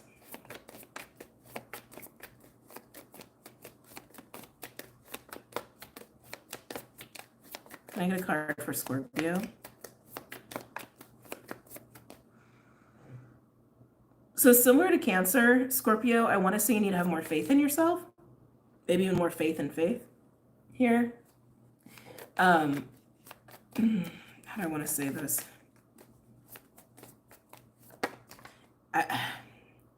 So what? They will come. Like, that's what I'm hearing. They will come. Yeah, hawk. You're working with spirit. I think you're probably communing with spirit a lot. You could be in meditation a lot. I really want to say, Scorpio, it's time to have more faith in yourself and more faith in faith. We've all been through shit, especially this last few years. We've all been through shit, right? That could really test our faith. And Saturn and Pisces is all about testing faith. So we've all been through it in that department. I'm getting like strong masculine energy. Some of you guys could be working with Horus. I feel like you're being asked to like embrace your masculine a little bit more. Yeah, confirmation. You're being asked to embrace your masculine more. I feel like you're just sitting in the Four of Cups though. Any messages or insights for Scorpio? Yeah, I feel like you're being encouraged to like invest your energy and time into something. Even as I say that, just like want to like, just like let out stress. Like even saying that, Scorpio, which I think is why you're at the Four. We'll see if the Four comes out, but they're showing it to me very strongly. Like you are in the Four of Cups. It could even come out as Hermit if you're doing your own readings, but you're ignoring the Cup. You're ignoring the Cup. I don't think you will forever ignore the Cup. But I think looking at it, you know, it's like, oh, I gotta put in energy. I gotta put in time. I gotta rise to the Cup. Interesting. I gotta rise to the Cup. I gotta rise to the Cup. Oh, Scorpio. Two majors. So you're definitely going through some stuff here. We have the High Priestess and Temperance. I feel like this is basically your version of the Four of Cups, Scorpio. I love in the High Priestess too. She's sitting here as the unicorn, like literally sitting on the ground. High Priestess, you are within yourself. You're within your bubble. You're trying to feel things out, but Temperance is a card of healing. And Scorpio. The cups are also gathering my attention. I keep hearing rise to the cup, rise to the cup, rise to the cup, rise to the cup, come up to the cup, come up to the cup, come up to the cup. Like get up, get up, get up. It's like, it's very much like that. I do feel like, Scorpio, you do have a little bit of healing that's actually going on with Temperance. Sometimes Temperance is also just like a guide is close by, or divine timing, or patience, or moderation, finding a balance with things. But I actually feel like you're healing something for yourself.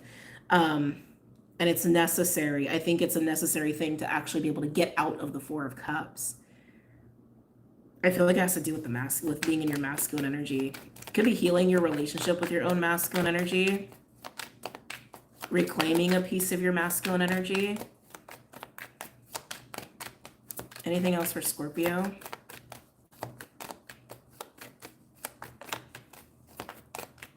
Any other messages or insights for Scorpio? Yeah, Chariot, get up. You will. I know you will, Scorpio. I know you will. Like I said, this feels very necessary. This feels very necessary. This feels very necessary. And I feel like you almost can't get into the Chariot without this.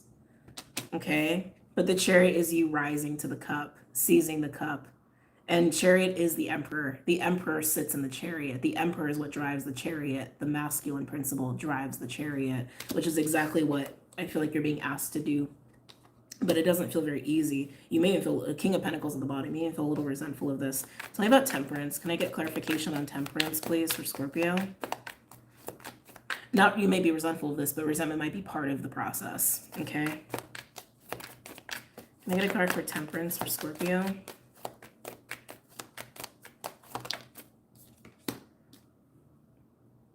That's healing. That's forgiveness. It's also like open-heartedness with the Knight of Cups. Towers peeking through. Can I get a card for this Knight of Cups, please? Yeah, it does. Scorpio, it definitely feels like you are experiencing some sort of like healing aspect here for you. Can I get a card for the Knight of Cups and Temperance? Just one other card, please. I don't want to say you're licking your wounds. It's not quite that. I just think you are going through a healing here.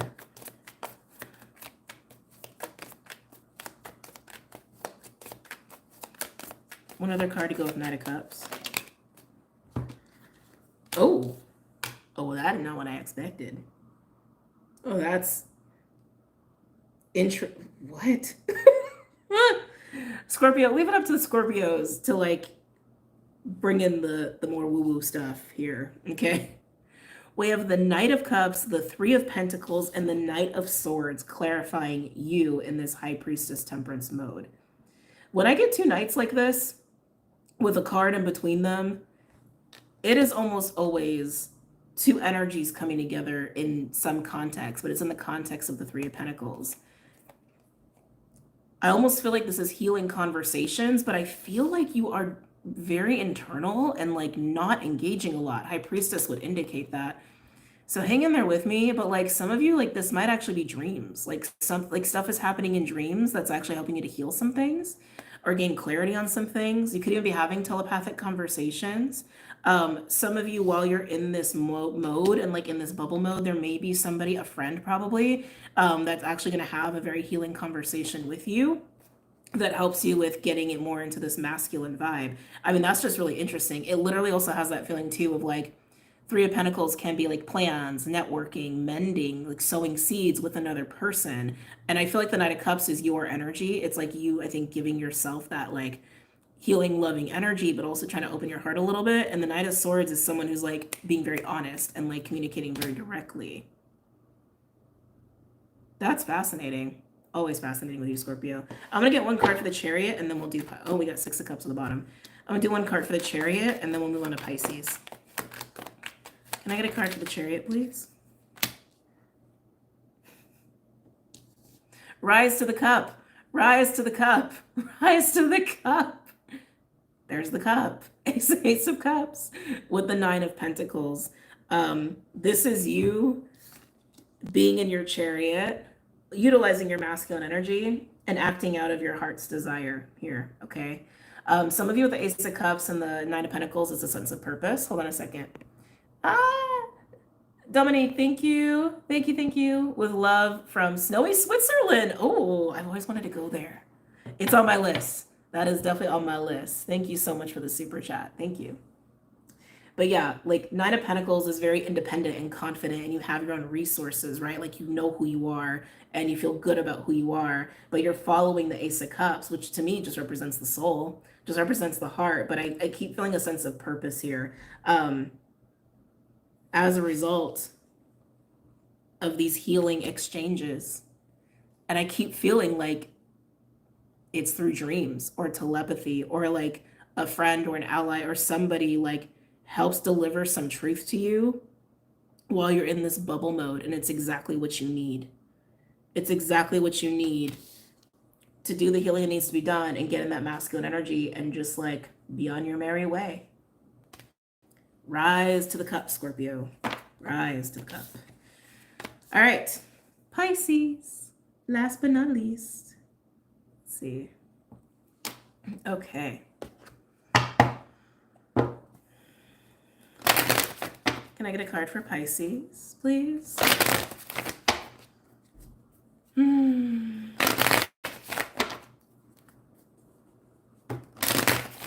Pisceans. Pisceans. I don't know if you guys are having cravings. Just had that vibe of like cravings. You know, I'm getting hungry. Interesting. I think so you guys are having cravings of some kind. It happens. We're all human. All right, Pisces. What's going on for Pisces? I'm getting Hierophant with you, which is interesting. I wouldn't expect that for you. It's a little bit more rigid, right? Than I'm used to Pisceans being. Okay. What's going on with Pisces? Feeling it's about integrity.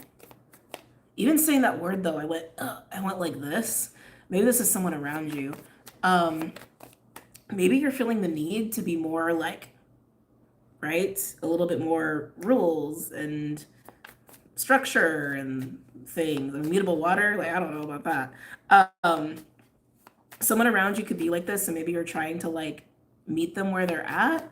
I don't know, something about it feels weird. Something about it feels really, really weird. Pisces, what's going on in your reading? We have Camel.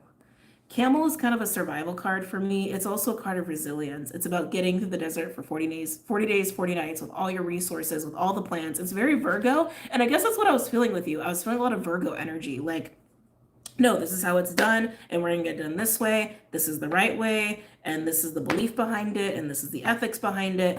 Like, very Virgo-y is what I'm feeling with your energy field, but it doesn't feel like naturally you.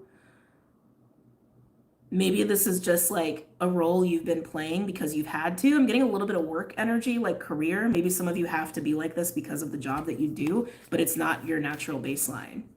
And again, some of you could be dealing with somebody like this and it doesn't feel good. I just want to say it's not you. It's like, it's not you. Can I get another animal card, please, for Pisces? Yeah, very strong Virgo in your reading.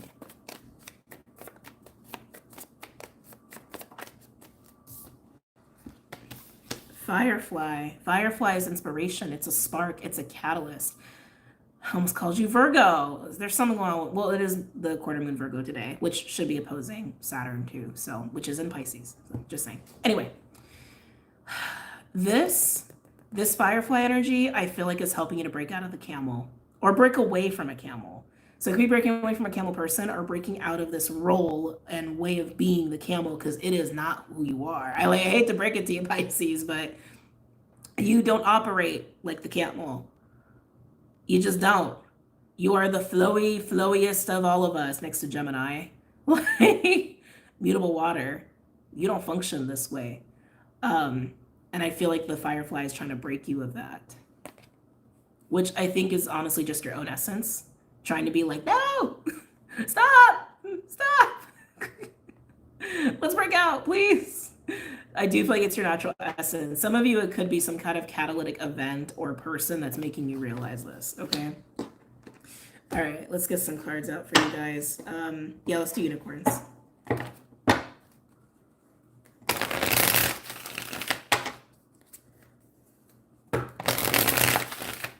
Any messages or insights for Pisces?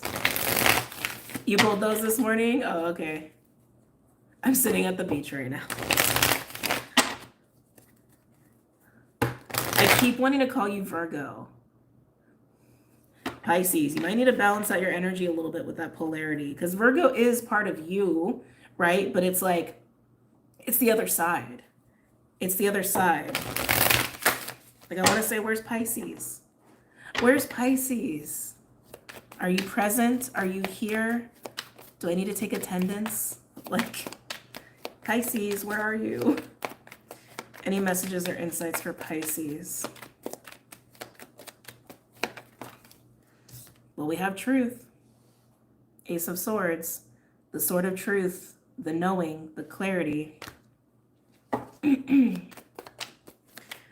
I feel like, you know, this is just going to repeat what I've already was picking up with you, but yeah, I think you're just coming to terms with realizing, oh shit, I need to get away from this camel, or I am not a camel. Tell me about the sword of truth for Pisces. Not Virgo, for Pisces. Tell me about the sword of truth for Pisces.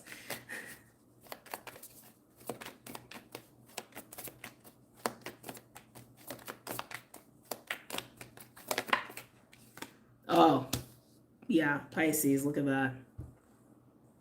Look at that. I almost want to say your view is completely changing. That's really interesting. I almost wanted to say worldview. Also interesting. If this is how you've been operating for a while as the camel, or especially like in a workplace, I feel like you believe that's how you should be. I think you believed like you needed to do that. And maybe you did, right? Maybe you did. I don't know your life like that. You're your own compass, you're your own guru, you know. You know your life best, you know you best. But it's just the feeling I'm getting, like you really thought that like you had to be the camel. And that just was it. And your view of that is changing. And for some of you, it's like a view you have on the world, a view you have on life, and even on society of how people should be or how people should operate in certain situations. But it is not you at all. At all. At all. And if this is a person who's kind of like imposed this on you or instilled this in you, you are totally breaking out of that. You are totally severing out of that. This is a major change. This is major, Pisces. This is major. Some of you, this is literally changing your view on life. Not to be all dramatic. There's some crows doing some weird stuff outside. Like, I swear it like popped its head up and I'm like, what? Look at this. It's like, what was that? Sorry, ADD. Some of you, this is changing your view on your life and how things really work and shouldn't work. It has that flavor of awakening. Queen of Cups, getting into how you really feel. This is Cancer energy, but this is also the card of reflection, introspection, and healing. Yeah, you're coming to terms with your truth. Really? Coming to terms with your truth, how you really feel, what you really believe. Hierophant coming up could have also been an indication of that. And you're no longer going to be the camel. You're no longer going to deal with the camel because this is you. You're mutable water. And it's beautiful. And it's yummy. And it's needed. Right? Some of you are coming to terms with your... Some of you are coming to terms with your psychic gifts. I'm hearing you asked for it. Spirit was clear on that one. Maybe you didn't know what you were asking for. Oh, Pisces, I just want to hold your hand through this. Holy crap. Some of you asked for this clarity about yourself, about you, about maybe some gifts. Maybe, I mean, you're a Pisces, you're probably very intuitive. You probably had an inkling that like you were magic in some way. Yeah, you asked for this. You asked and Spirit delivered. Totally feels like an awakening vibe. If you're getting clear on your gifts, I feel like this is definitely, and I think we've all been there at some point. I think this is definitely the push of like, you're either going to embrace them now or you're not. Which is it? And I'm not going to say you don't have a choice, because I always believe we have a choice. But I mean, once you know, you can't unknow. Right? Once you know, you can't unknow. Once you open the door, can you really close it? You could try. Or if you open the door and it's like, I'm going to keep living my camel life over there. Yeah, good luck with that. Just speaking from experience, good luck with that. I'm just saying, Pisces, I feel like a lot of you asked for this. And it's beautiful and it's amazing. And it is like helping you to embody all of you and all of your magicness, even though it might be really hard. Okay, tell me more for Pisces.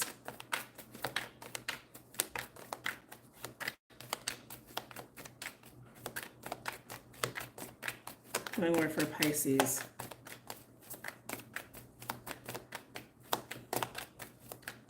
Yeah, it has that feeling of like being woken up from a slumber. Absolutely.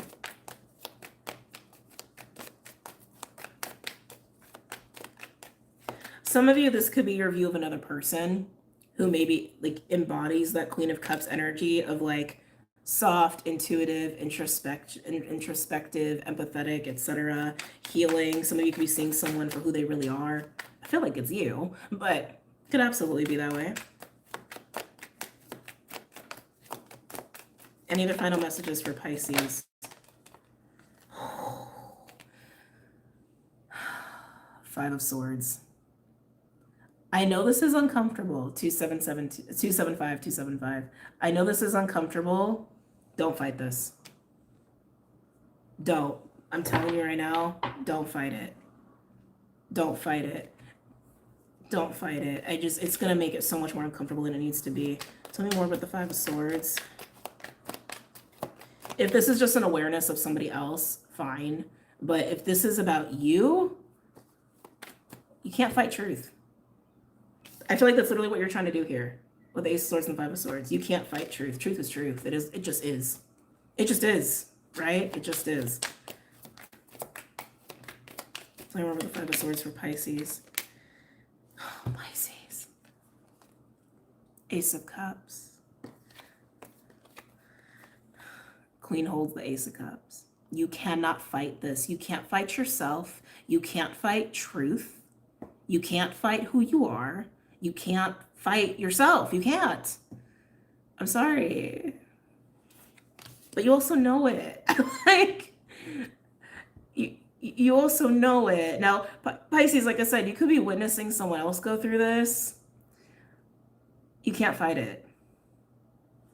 All you can do is make peace with it as best you can. But this isn't like anything bad. This is beautiful. This is beautiful. You're just waking up to your true essence. That's all it is. That's all it is. I know I'm making it sound like it's so small, but you may be tempted to just run or fight or ignore. It's only going to get louder. It's only going to get louder. So I'm holding your hand, and I wish you luck with that. What a reading to end on today, right? My dreams have been wild, and I think I had a visitor the other day. The Virgo in me is finally organizing to share my truth on my new YouTube channel. Oh, congrats, congrats. Ready to move out of the camel. Yes, yes. I know my true essence. Well, like I said, these aren't probably not, they're not for everybody, right? But someone needs to hear this. Someone absolutely needs to hear this. You cannot fight yourself. You can't fight who you are. You can't fight your truth, your own truth. Like, your truth is your truth. Like, you can't fight that. You can't fight your own essence. Your essence is your essence, right?